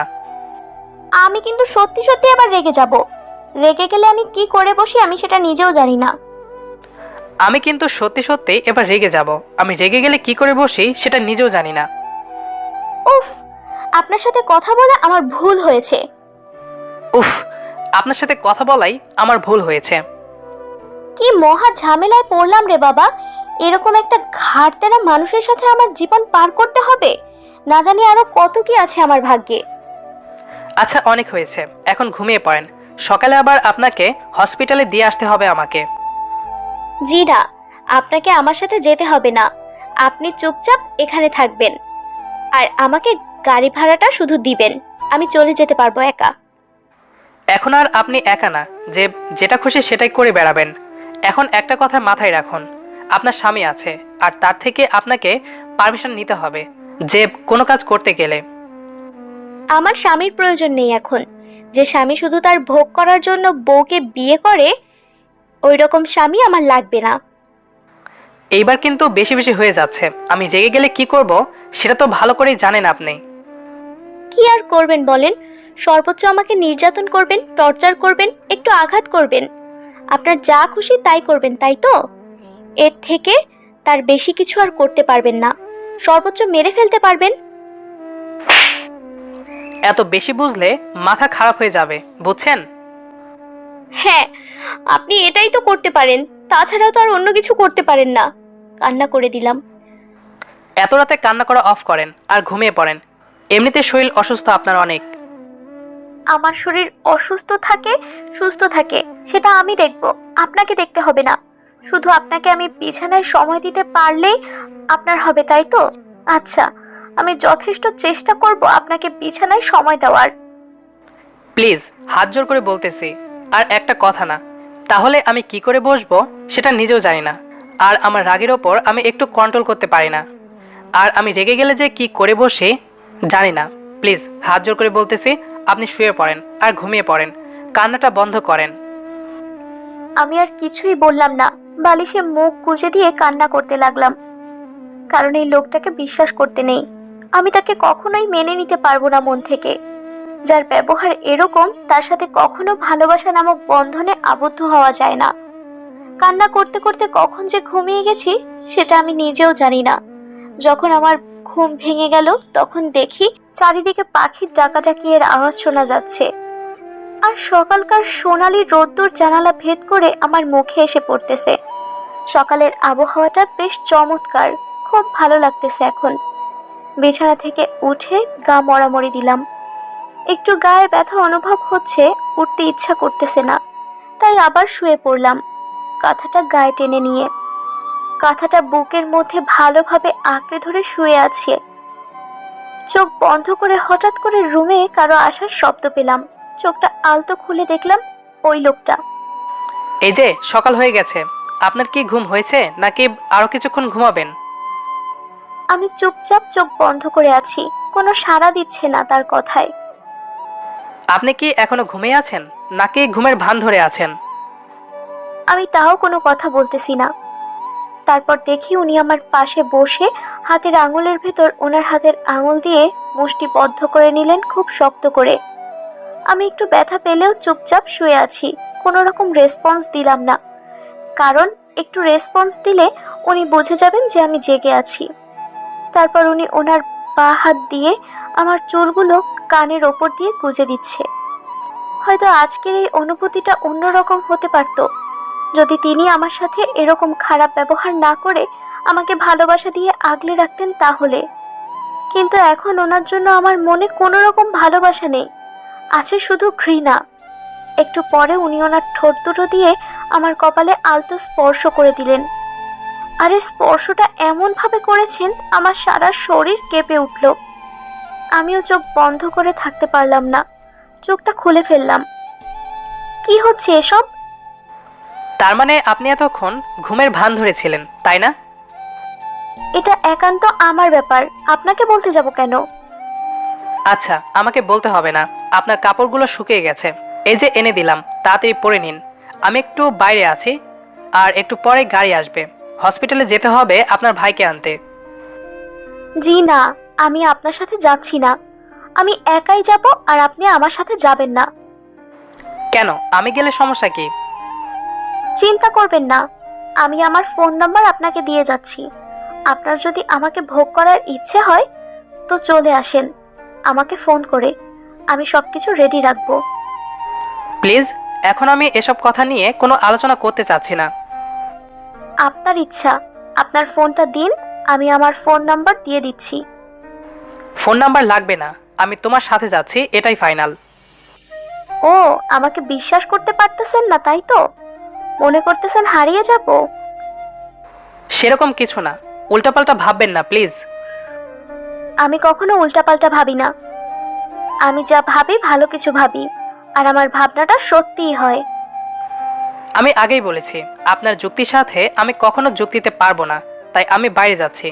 আপনি আপনার কাপড়টা পরে নিন। কথাটা বলে উনি বাইরে চলে গেলেন, আর আমি উঠে ওয়াশরুমে চলে গেলাম। তারপর ওনার দেওয়া শার্ট আর প্যান্টটা খুলে আমার কাপড়গুলো পরে নিলাম, আর ওনার শার্ট প্যান্ট ভালোভাবে ধুয়ে বাইরে শুকাতে দিয়ে রুমে আসলাম। রুমে আসার পর আমি পুরাই অবাক, কারণ এইটুকু সময় এরা কিভাবে হতে পারে। আমি ওনার স্বপ্ন দেখতেছি, এটা কখনো সম্ভব হতে পারে না। এসব কি হচ্ছে এখানে?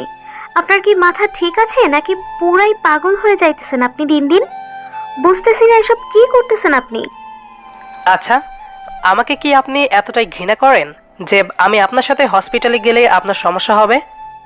দেখুন, আপনি যতই যাই করুন না কেন, আপনার তো বিশ্বাস হচ্ছে না, আমি মেনে নিয়েছি।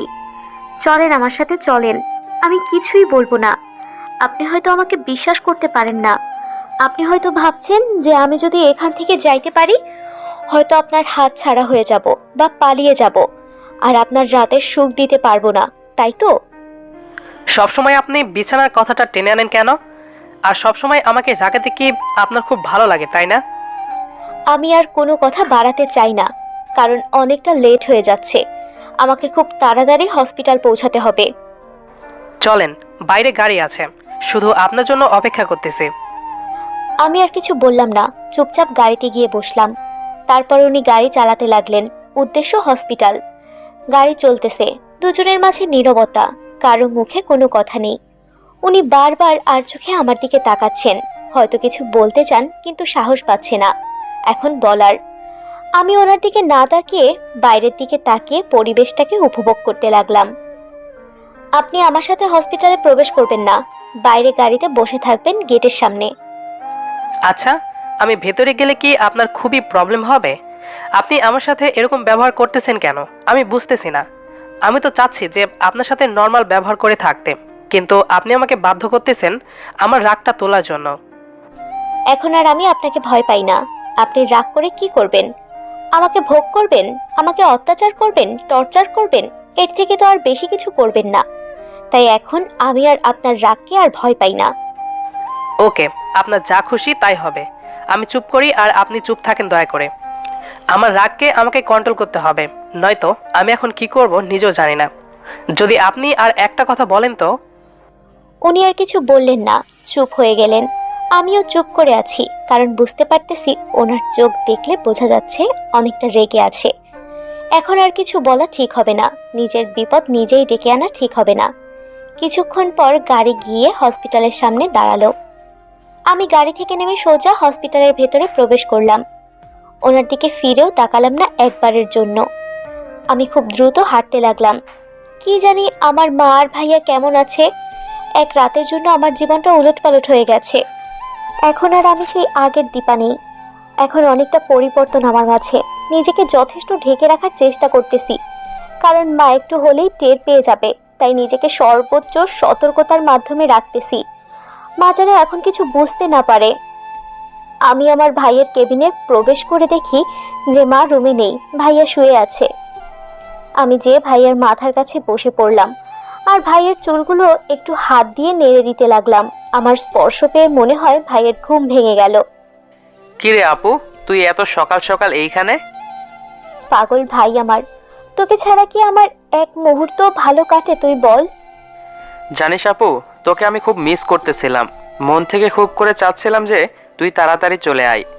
এই দেখ, তুই এখন আমার সামনে চলে এসেছিস। এখন আমার খুব ভালো লাগতেছে জানিস। হ্যাঁ রে ভাই, আমারও অনেক ভালো লাগতেছে। তোর মুখ থেকে আপু ডাকটা শুনে কলিজা ঠান্ডা হয়ে গেল। আচ্ছা আপু, আমি বাড়ি যাচ্ছি কবে? খুব তাড়াতাড়ি যাচ্ছি আমরা বাসায়। তুই একটু রেস্ট নে, আমি দেখি আম্মু কোথায়। আম্মুর সাথে কথা বলে তোর জন্য কিছু নিয়ে আসি। ওকে আমার লক্ষ্মী আপু। আমি আমার ভাইয়ের কপালে একটা চুম্বন এঁকে দিয়ে বাইরে গেলাম। আম্মুকে খুঁজতে লাগলাম। আম্মুকে দেখলাম দুজন নার্সের সাথে কথা বলতেছে। কি হয়েছে আম্মু, এখানে কি কথা বলতেছো? তেমন কোনো কথা না, তুই এসে গেছিস। যা, সকাল থেকে মিলন তোর নাম নিতে নিতে আমারও কান ঝালাপালা করে ফেলেছে। ওর সাথে দেখা কর। আমি মিলনের সাথে দেখা করে আসলাম তোমাকে খুঁজতে। তুমি দেখি রুমে নাই, তাই তোমাকে খুঁজতে বের হলাম। আর দেখি তুমি এখানে কথা বলতেছো। এই তো আমি এইমাত্র আসলাম, রুমের ভিতরেও তো খারাপ লাগতেছিল, তাই একটু বাইরে হাঁটতে আসলাম। তোমার কোনো সমস্যা হচ্ছে না তো? সমস্যা হলে তুমি বাসায় চলে যাও, আমি এখানে আছি, সমস্যা নেই। আমার কোনো সমস্যা হচ্ছে না, তুই একটু দোকান থেকে কিছু নিয়ে আয় তো, মিলনের জন্য সকাল থেকে কিছু খেতে পারেনি এখনো। তুমি রুমে যাও, আমি নিয়ে আসতেছি। তারপর আম্মুকে রুমে পাঠিয়ে দিয়ে আমি বাইরে আসলাম একটু। বাইরে এসে দেখি উনি গাড়ির সাথে হেলান দিয়ে দাঁড়িয়ে আছে সানগ্লাস চোখে দিয়ে। পাশ দিয়ে যে মেয়েটা যাচ্ছে সেই মেয়ে ওনার দিকে একটু আর চোখে তাকিয়ে তারপর যাচ্ছে। আর কিছু মেয়ে তো কথা বলাবলি করতেছে ওনাকে নিয়ে। প্রথম মেয়ে বলছে, ইস দেখ দেখ, ছেলেটা কি হ্যান্ডসাম তাই না? দ্বিতীয় মেয়ে বলল, রে, আমার যদি এরকম একটা বয়ফ্রেন্ড থাকতো তাহলে খুব তাড়াতাড়ি তাকে বিয়ে করে সংসার শুরু করে দিতাম। তখন প্রথম মেয়ে বলল, চল না একটু ছেলেটার সাথে কথা বলে আসি। দ্বিতীয় মেয়ে বলল, ওকে চল দেখি, একটু ট্রাই করে আসি, যদি সিঙ্গেল হয় তাহলে নাম্বার চাইবো। আমি মনে মনে বললাম, লুচ্চা মেয়ে কোথাকার, অন্যের স্বামীর দিকে তাকাতে তোদের লজ্জা করে না?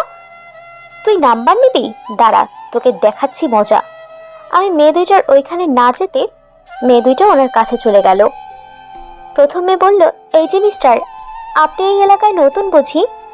তখন মাহিন বলল, হ্যাঁ, আমি এখানে নতুন, কিন্তু আপনি কে? আপনাকে তো চিনতে পারলাম না, আর আপনি আমার সাথে। দ্বিতীয় মেয়ে বলল, আচ্ছা কথা বলতে কি চেনা পরিচিত হওয়া লাগে? আস্তে আস্তে চেনা পরিচিত হয়ে যাব, তাই না? সে তখন বলল, কিন্তু আমি আপনাদের সাথে চেনা পরিচিত হতে যাব কোন দুঃখে? বা আপনারা তো আমার কোনো আত্মীয় না যে আপনাদের সাথে আমি পরিচিত হয়ে যাব। প্রথম মেয়ে বলল, এই ছেলে, এত অ্যাটিটিউড কিসের? একটু ভালোভাবে কথা বললে কি হয়? আচ্ছা আপু, বলেন কি শুনতে চান? দ্বিতীয় মেয়ে বলল, আপু মানে আমরা কি আপনার সিনিয়র হব যে আপনি আমাদের আপু বলে সম্বোধন করছেন? আমাদের নাম বলে সম্বোধন করেন। আরে আপু, আমি তো আপনাদের নাম জানি না, বা আমি তো জানি না আপনারা আমার সিনিয়র না জুনিয়র। তাহলে আপনাদের কি বলা উচিত? বউ? প্রথমে বলল, আপনিও তো দেখি অনেক মজাদার একজন লোক, কথা বলে ভালো লাগলো। আপনাদের সাথে কথা বলে ভালো লাগলো। দ্বিতীয় মেয়ে বলল, আচ্ছা মিস্টার, আমি কি আপনার ফোন নাম্বারটা পেতে পারি? জি। বাহ, কি সুন্দর, ফ্রি মুভি দেখতেছিলাম তাই না? আমার কথা শুনে উনি কেন ভীষণ রেগে গেলেন বুঝতে পারলাম না। হয়তো উনি আমাকে এভাবে আসাটা মেনে নিতে পারেনি। আপনি এখানে? হ্যাঁ, তখন একটা কারণে এসেছিলাম, কিন্তু এসে যেটা দেখতে পেলাম ভালোই হলো। আপনার আর একটা রূপ দেখতে পেলাম আমি। দেখুন, আপনি যেটা দেখেছেন সব ভুল দেখেছেন। থাক মিস্টার, আপনি কথা বলেন, আমি আসতেছি। এই যে শুনুন, আপনার দেখার মাঝে ভুল আছে। আমার কথাটা সম্পূর্ণ শুনুন, তারপর আপনি এইভাবে রাগ করে থাকবেন না, বুঝেছেন?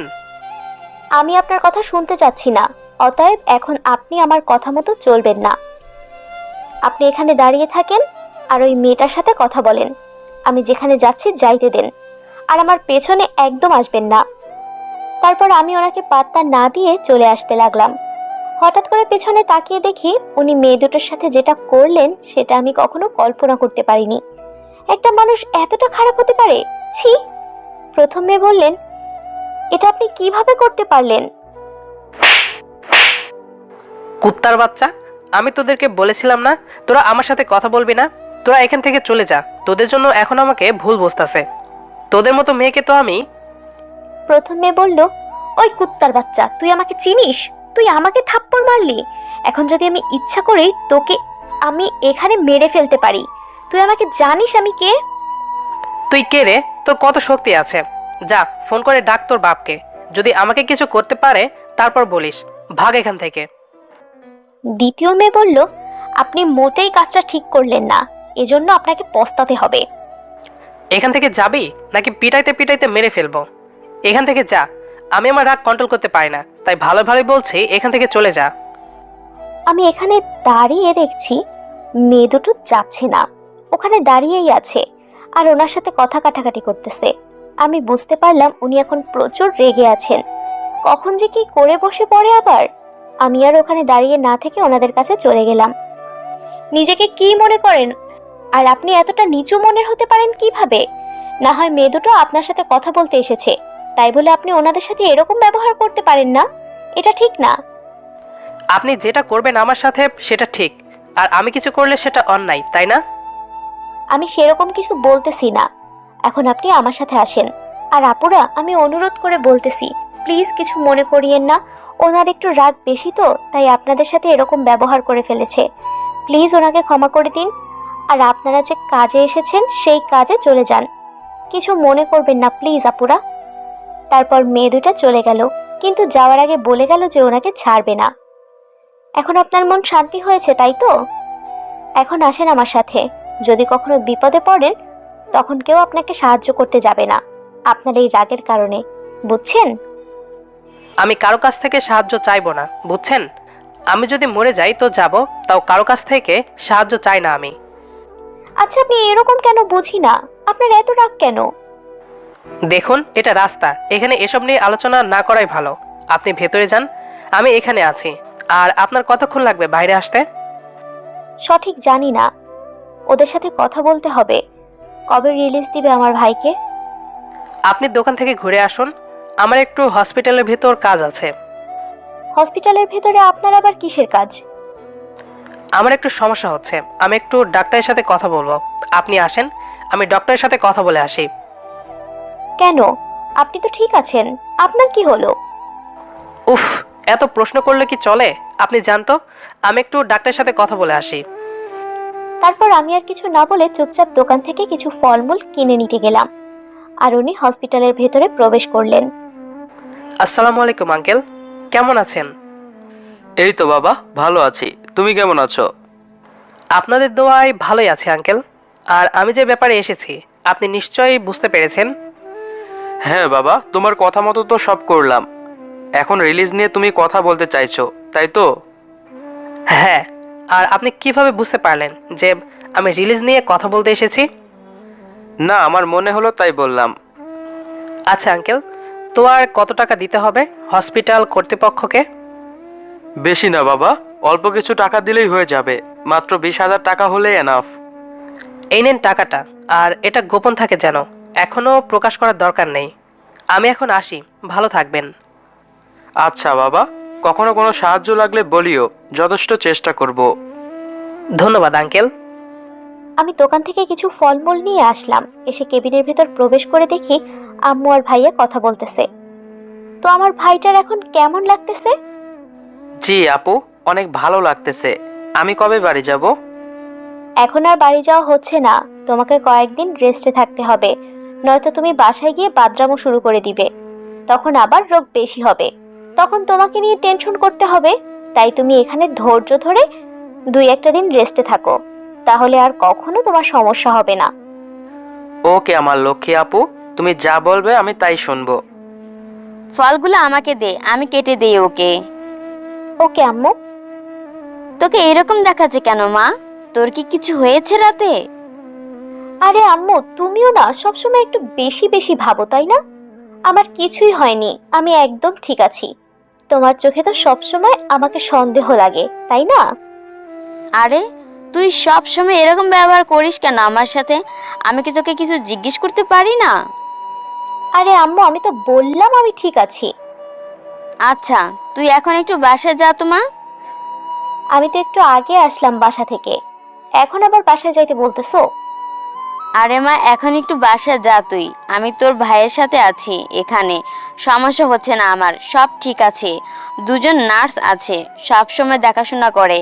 তুই একটু বাসায় যা, বাসায় একটু ভালোভাবে গুছিয়ে নিস।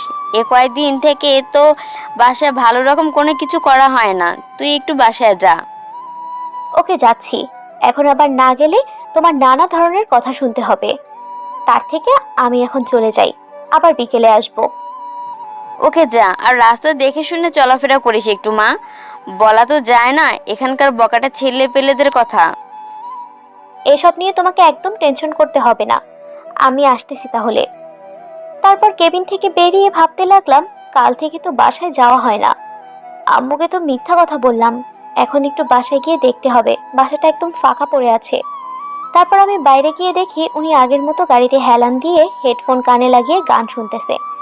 আমাকে বাইরে আসতে দেখে কান থেকে হেডফোন খুলে আমার দিকে এগিয়ে আসলেন। গাড়িতে ওঠেন, আমার বাসায় নিয়ে যান আমাকে। উনি কিছু বললেন না, চুপচাপ গাড়িতে বসে গাড়ি চালাতে লাগলেন, আর আমি ওনার পাশের সিটে বসে বাইরের দৃশ্য দেখতেছি আর উপভোগ করতেছি। আচ্ছা, আপনি তো আমাকে একটি বারের জন্য জিজ্ঞেস করলেন না আমি কেন আপনাকে আমার বাসায় যাইতে বললাম। আমার এখানে প্রশ্ন করা কি আছে? আপনি বাসায় যাইতে চাইতেছেন, আমিও আপনাকে বাসায় নিয়ে যাইতেছি। তাও জিজ্ঞেস করবেন না কেন বাসায় যাচ্ছি। আমার না এখন কোনো কথা বলতে ইচ্ছা করছে না, একটু চুপ থাকবেন? তারপর দুজনের মাঝে নীরবতা, চুপচাপ গাড়ি চলতে লাগলো। আমাদের দুজনের মাঝে কোনো কথাবার্তা হয়নি। কিছুক্ষণ পর আমরা আমাদের বাসায় পৌঁছে গেলাম। নেমে বাসার ভেতরে আসেন। না, আমি গাড়িতে আছি, আপনি যান, ভেতরে যান, আমি গাড়িতে বসে আছি। আমরা এখন কোথাও যাচ্ছি না, এখানে থাকতে হবে কিছুক্ষণ, তারপর হসপিটালে যাব। তাই বলতেছি এখন বাসায় আসেন। তারপর উনি নেমে সোজা হয়ে আমার পিছু পিছু বাসায় আসলেন। বাসার ভেতর প্রবেশ করার পর উনি আমাকে পেছন থেকে জড়িয়ে ধরলেন। বুঝতে পারলাম না হঠাৎ এরকম করার কি আছে। ওনার ঠোঁট দুটো আমার ঘাড়ে গভীরভাবে বসিয়ে দিলেন এবং একের পর এক কিস করতে লাগলেন। উনি আমাকে ঘুরিয়ে আমার ঠোঁট জোড়া ওনার ঠোঁট দিয়ে আঁকড়ে ধরলেন। আমি শুধু অবাক হয়ে তাকিয়ে আছি। ছি, এসব কি হচ্ছে? এতক্ষণ তো ভালোই ছিল, এখন আবার কি হলো ওনার? উনি হঠাৎ করে ওনার হাত দিয়ে আমার পেটে স্লাইড করতে লাগলেন। ওনার ঠোঁট দুটো আমার ঘাড়ে গভীরভাবে বসিয়ে দিলেন এবং একের পর এক কিস করতে লাগলেন। উনি আমাকে ঘুরিয়ে আমার ঠোঁট জোড়া ওনার ঠোঁট দিয়ে আঁকড়ে ধরলেন। আমি শুধু অবাক হয়ে তাকিয়ে আছি। ছি, এসব কি হচ্ছে? এতক্ষণ তো ভালোই ছিল, এখন আবার কি হলো ওনার? উনি হঠাৎ করে ওনার হাত দিয়ে আমার পেটে স্লাইড করতে লাগলেন। আপনি ঠিক আছেন তো নাকি? এসব কি করতেছেন? আমার কথা মনে হয় ওনার মাথার উপর দিয়ে যাচ্ছে, তাই উনি কোনো রেসপন্স দিচ্ছে না আমার কথায়। উনি ওনার মতো সব কাজ করে চলেছে। আমার খুব বিরক্ত লাগছে, কিছু বলতে পারছি না, সইতেও পারছি না। এমন অবস্থায় পড়ে গেছি, না পারি ধরতে না পারি ছাড়তে। আমি আর সহ্য করতে না পেরে জোরে একটা ধাক্কা দিলাম, আর আমার ধাক্কায় টাল সামলাতে না পেরে নিচে পড়ে গেলেন। উনি মনে হয় অতক্ষণ একটা ঘোরের মাঝে ছিলেন। আমার ধাক্কা খেয়ে উনি একটু সোজা হয়ে দাঁড়ালেন এবং মাথাটা নিচু করে ফ্লোরের দিকে তাকিয়ে আছে। আমার দিকে তাকাচ্ছেন না। ব্যাপারটা বুঝলাম না, ওনার হয়েছেটা কি? আপনি ঠিক আছেন তো নাকি আপনার কিছু হয়েছে? আমাকে একটু শেয়ার করবেন? হ্যাঁ, আমি একদম ঠিক আছি, আমার কিছু হয়নি। তাহলে হঠাৎ করে এরকম অদ্ভুত কাণ্ড করার কি আছে? আসলে কি আসলে বলতেছেন? আপনার হয়েছেটা কি আমাকে বলবেন একটু? নাকি আমাকে বলা যায় না আপনার কি হয়েছে? আর আমি তো আপনার সম্পর্কে কিছুই জানি না, আজ পর্যন্ত শুধু আপনার নামটা জানি আর কিছুই না। সময় হলে সব জানতে পারবেন। এখন কি করতে এসেছেন সেই কাজগুলো তাড়াতাড়ি করে নিন। আপনাকে আমি কোনোদিনও বুঝতে পারবো না। আমি বুঝে গেছি যে আপনি কখন কি করবেন সেটা আমার ধারণার বাইরে থাকবে। আপনাকে বোঝা বড় দায়। আরে সেরকম কিছু না, এখন বলুন, আমাকে কিছু হেল্প করতে হবে? করতে হলে করি, না হলে আমি গাড়িতে গিয়ে বসে থাকি। পা ভেঙে হাতে ধরিয়ে দেব এক পা এখান থেকে নড়লে। আমি কি আপনাকে বলতেছি যে আপনাকে আমাকে সাহায্য করতে হবে না? আপনি গাড়িতে গিয়ে বসে থাকেন। এত গাড়ি গাড়ি করেন কেন? গাড়িতে কি আপনার বউ আছে নাকি যে গাড়ি ছাড়া আপনার কিছু ভালো লাগে না? আরে এসব কি বলতেছেন? আপনার কি মাথা গেছে নাকি? গাড়িতে বউ থাকবে মানে? তাহলে গাড়ি কি আপনার চড়ে নিয়ে যাবে যে গাড়িকে সবসময় চোখে চোখে রাখতে হবে? আপনার কোটি কোটি টাকা দামের গাড়ি হারিয়ে গেল আর কিনতে পারবেন না, তাই তো? নাকি আমাদের গরিব ঘরে আপনার মন টিকছে না? আচ্ছা, তাহলে গাড়িতে গিয়ে বসে থাকেন। আপনি না সবসময় বেশি বুঝেন, যার ফলে আমার রাগটাই আমি কন্ট্রোল করতে পারি না, বুঝছেন? আপনার রাগ ধুয়ে আপনি পানি খান। আপনার রাগকে আর আমি ভয় পাই না, বুঝেছেন মিস্টার? এখন আপনি আমাকে হেল্প করবেন। আমি যেটা বলবো সেটাই করতে হবে, নয়তো পা ভেঙে হাতে ধরিয়ে দেব। এসব কি কথাবার্তা হচ্ছে? আমার কিন্তু আমাকে একটু আদর করতে ইচ্ছে করতেছে, করেন। এই যে আমি আপনার সামনে এগিয়ে আসলাম, নেন, যেটা ইচ্ছে করে নেন। উফ, আচ্ছা সব বাদ দেন, এখন বলেন কি করতে এখানে এসেছি আমরা? কালকে রাতে চোর ঢুকেছিল কিনা তাই একটু দেখবো। আর অনেক দিন থেকে ঘর গোছগাছ করা হয় না, ঘরগুলো একটু গোছগাছ করব, ভালোভাবে পরিষ্কার করব, দেন গোসল করব, তারপর নাস্তা করব, তারপর একটু আড্ডা দেব, তারপর হসপিটালে যাব। চুড়ে আর কি নিয়ে যাবে বলেন? যদি কিছু নিয়ে গিয়ে তো থাকে তো আমি এনে দিচ্ছি। থাক, আমি ভালো করে জানি আপনার অনেক টাকা আছে। এখন দেখি আমার বাসায় কি কি আছে কি নাই, আর আপনাকে অযথা টাকা খরচ করতে হবে না। আমার টাকা আছে, আমি কিনে আনতে পারবো। আর আমার বাসায় তেমন কোনো দামি জিনিস নাই যেটা চোরে নিয়ে যাবে। এখন আমার সাথে সাথে আসুন, একটু ঘরগুলো দেখি। আচ্ছা, আপনি এরকম কোটামার্কা কথা বলেন কেন সব সময় আমাকে? বুঝি না, একটু ভালোভাবে কথা বলেননি। আমি তো ভালোভাবে কথা বলতে চাই আপনার সাথে। ওরে চোরের মায়ের বড় গলা, আপনার কথায় আমার মাথা ঘুরাইতেছে। উফ, আপনি এসব কি আজব ধরনের কথাবার্তা বলেন না? মাঝে মাঝে আমি কিছুই বুঝতে পারি না।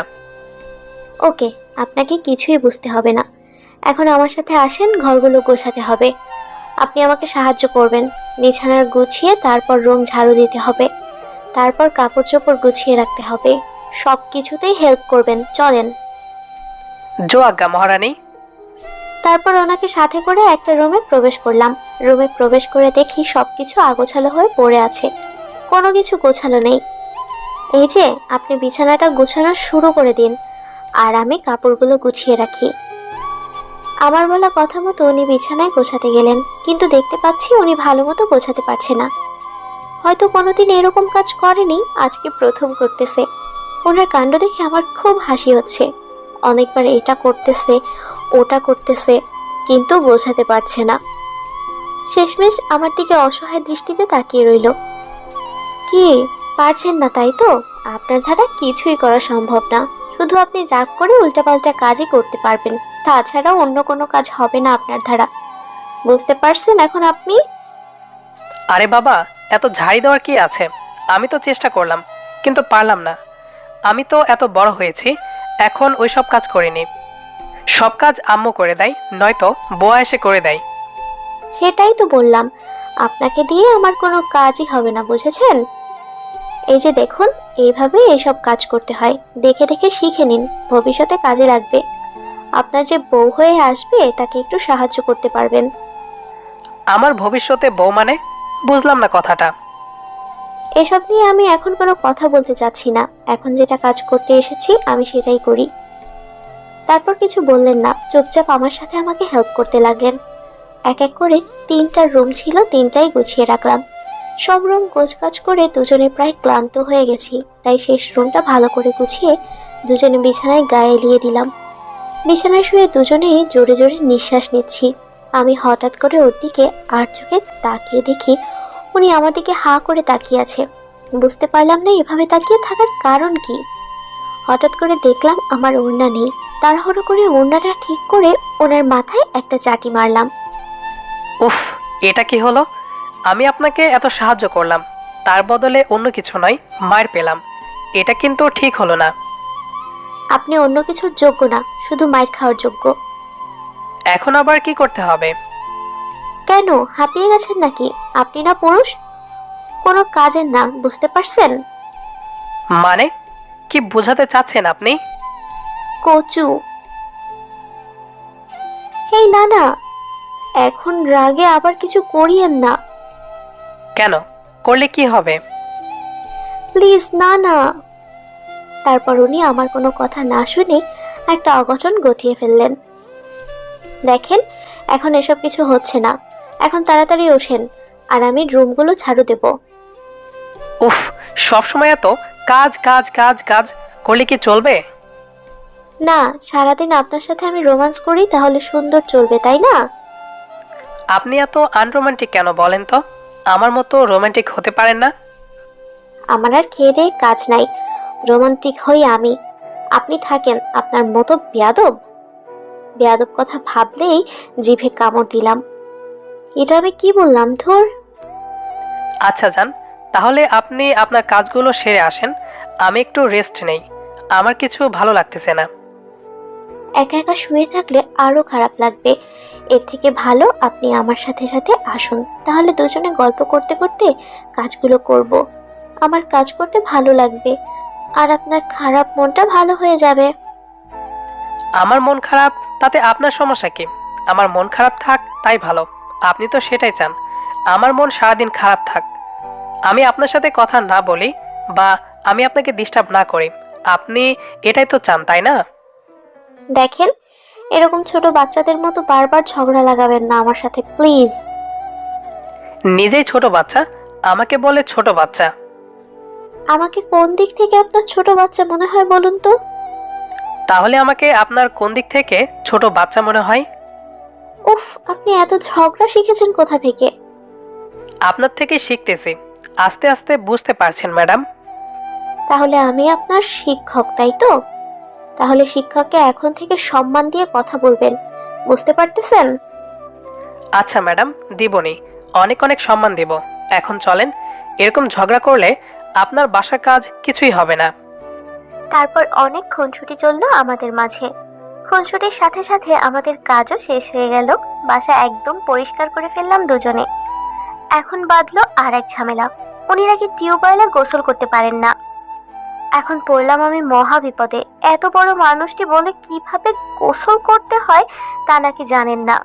মনটা চাইতেছে মাথায় তুলে একটা আছাড় দিয়ে মেরে ফেলি, সব ঝামেলা এখান থেকেই শেষ হয়ে যাবে। কিন্তু দুঃখের বিষয়, আমার অতটা শক্তি নেই যে ওনাকে মাথার ওপর তুলে নিচে ফেলে দিব। আচ্ছা, আপনি এত বড় হয়েছেন কিভাবে বলুন তো, আমি একটু শুনি। কি আজব মার্কা প্রশ্ন করতেছেন? আপনি যেভাবে বড় হয়েছেন দিনে দিনে, আমিও ঠিক সেভাবে বড় হয়েছি। তাহলে আমি টিউবওয়েলে গোসল করতে পারলে আপনি পারবেন না কেন? সেটা আমাকে জিজ্ঞেস না করে আমার আম্মুকে জিজ্ঞেস করেন নিজে। মানে? আমার আম্মু কেন আমাকে টিউবওয়েলে গোসল করায়নি?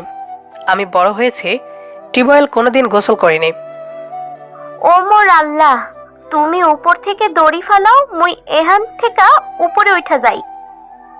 তারপর অনেক কষ্ট করে বালতিতে পানি তুলে ওনাকে গোসল করিয়ে দিলাম। আমি এই প্রথম কোনো পুরুষ মানুষকে গোসল করিয়ে দিলাম। লজ্জা লজ্জা লাগতেছিল, কিন্তু কিছু করার নাই, লজ্জার মাথা খেয়ে গোসলটা করিয়ে দিলাম। এই যে, আপনার গোসল করানো শেষ। এখন আপনি রুমে গিয়ে আপনার জামা কাপড়গুলো পরে নিন, আমি এখন গোসল করব। এটা আবার কেমন কথা? আপনি আমার গোসল করানো দেখলেন, আমি আপনার গোসল করা দেখব না, এটা কেমন কথা? কি? এত চিৎকার করার কি আছে? আমি তো সাধারণ একটা কথা বললাম, তার জন্য এত রেগে যাওয়ার কি আছে, বা চিৎকার করার কি আছে? আপনার কাছে খুব সাধারণ মনে হচ্ছে, কিন্তু আমার কাছে অনেক কঠিন মনে হচ্ছে, তাই আমি চিৎকার করছি। আর আপনি এখন বাইরে যাবেন, এটাই ফাইনাল। যদি বাইরে না যাই তাহলে? প্লিজ, আমি আপনার পায়ে পড়ি, আপনি এখন বাইরে যান, আমাকে শান্তি মতো গোসল করতে দেন। আমি বাইরে যাচ্ছি না, যেতে পারি, তবে আমার একটা শর্ত আছে। যদি শর্ত পালন করতে পারেন তাহলে বাইরে যাব আমি। উফ, এখন আবার কিসের শর্ত লাগাবেন? আচ্ছা বলেন শুনি, যদি মনের মতো হয় তাহলে মানবো, না হলে আজকে গোসল করব না। আমাকে এখন একটা পাপ্পি দিতে হবে, এবং সেটা ঠোঁটে। না, এটা আমার পক্ষে কখনোই সম্ভব হবে না। এর থেকে আমি গোসল না করে চলেন, বাইরে চলেন। যদি গোসল না করেন তাহলে 5টা পাপ্পি দিতে হবে। কি? জি। এটা কেমন কথা, গোসল করলে একটা, গোসল না করলে 5টা? আজব ধরনের কথাবার্তা বাদ দিয়ে আপনি এখান থেকে চলে যান। আমি কোথাও যাচ্ছি না। এখন যদি রাজি থাকেন তো বলেন, কোনটা করবেন? আপনার ইচ্ছা, একটা না 5টা?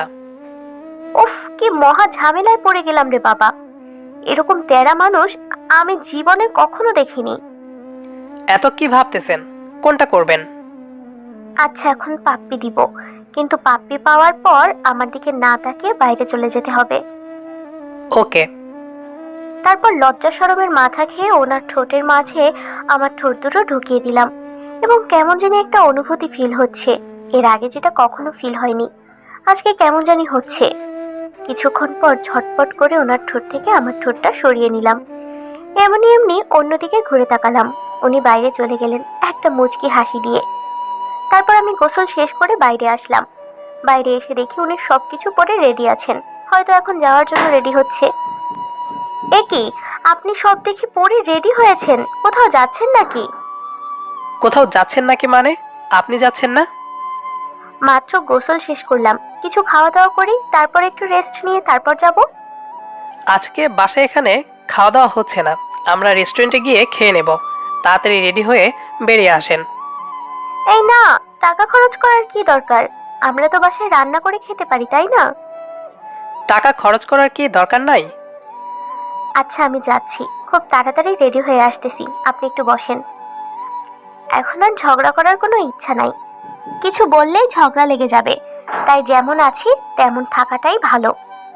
তারপর আমি রুমে গিয়ে কাপড়গুলো চেঞ্জ করলাম, নীল রঙের একটা জামা পরলাম, কপালে টিপ দিলাম, হালকা সাজলাম। তারপর রুম থেকে বেরিয়ে আসলাম। রুম থেকে বেরিয়ে আমি যেই ওনার কাছে আসলাম, মনে যেটা করলেন আমার সাথে, আমি কখনোই ভাবতে পারিনি উনি এরকম কাজটা আমার সাথে এখন করবে। তারপর উনি আমাকে বিছানায় ফেলে আমাকে আদর করতে লাগলেন। আমিও আজ কেমন জানি ওনার উপর দুর্বল হয়ে গেছি। আমিও তার ডাকে সাড়া দিয়ে তার আদরের মাঝে হারিয়ে গেলাম। এরপর ধীরে ধীরে তার প্রতি আমারও ভালোবাসা জন্মায়। এভাবে আমাদের সংসার এবং দিনগুলো ভালোভাবে কাটতে লাগলো। এখন আমাদের ঘরে একটি ছেলে একটি মেয়ে আছে, তারা খুবই দুষ্টু। এখানে খুনসুটিতে মেতে থাকতে থাকতে আমাদের সংসার এবং সময় কেটে যেতে লাগলো। সবাই আমাদের জন্য দোয়া করবেন যেন আমাদের সময়গুলো অনেক অনেক ভালো কাটে। গল্পটি শুরু থেকে শেষ পর্যন্ত দেখার জন্য আপনাকে অসংখ্য ধন্যবাদ। আর গল্পটি কেমন লেগেছে আপনার কাছে সেটি অবশ্যই কমেন্ট করে জানাবেন। দেখা হবে আবারও নতুন কোনো গল্প নিয়ে। সে পর্যন্ত আমাদের সাথেই থাকুন।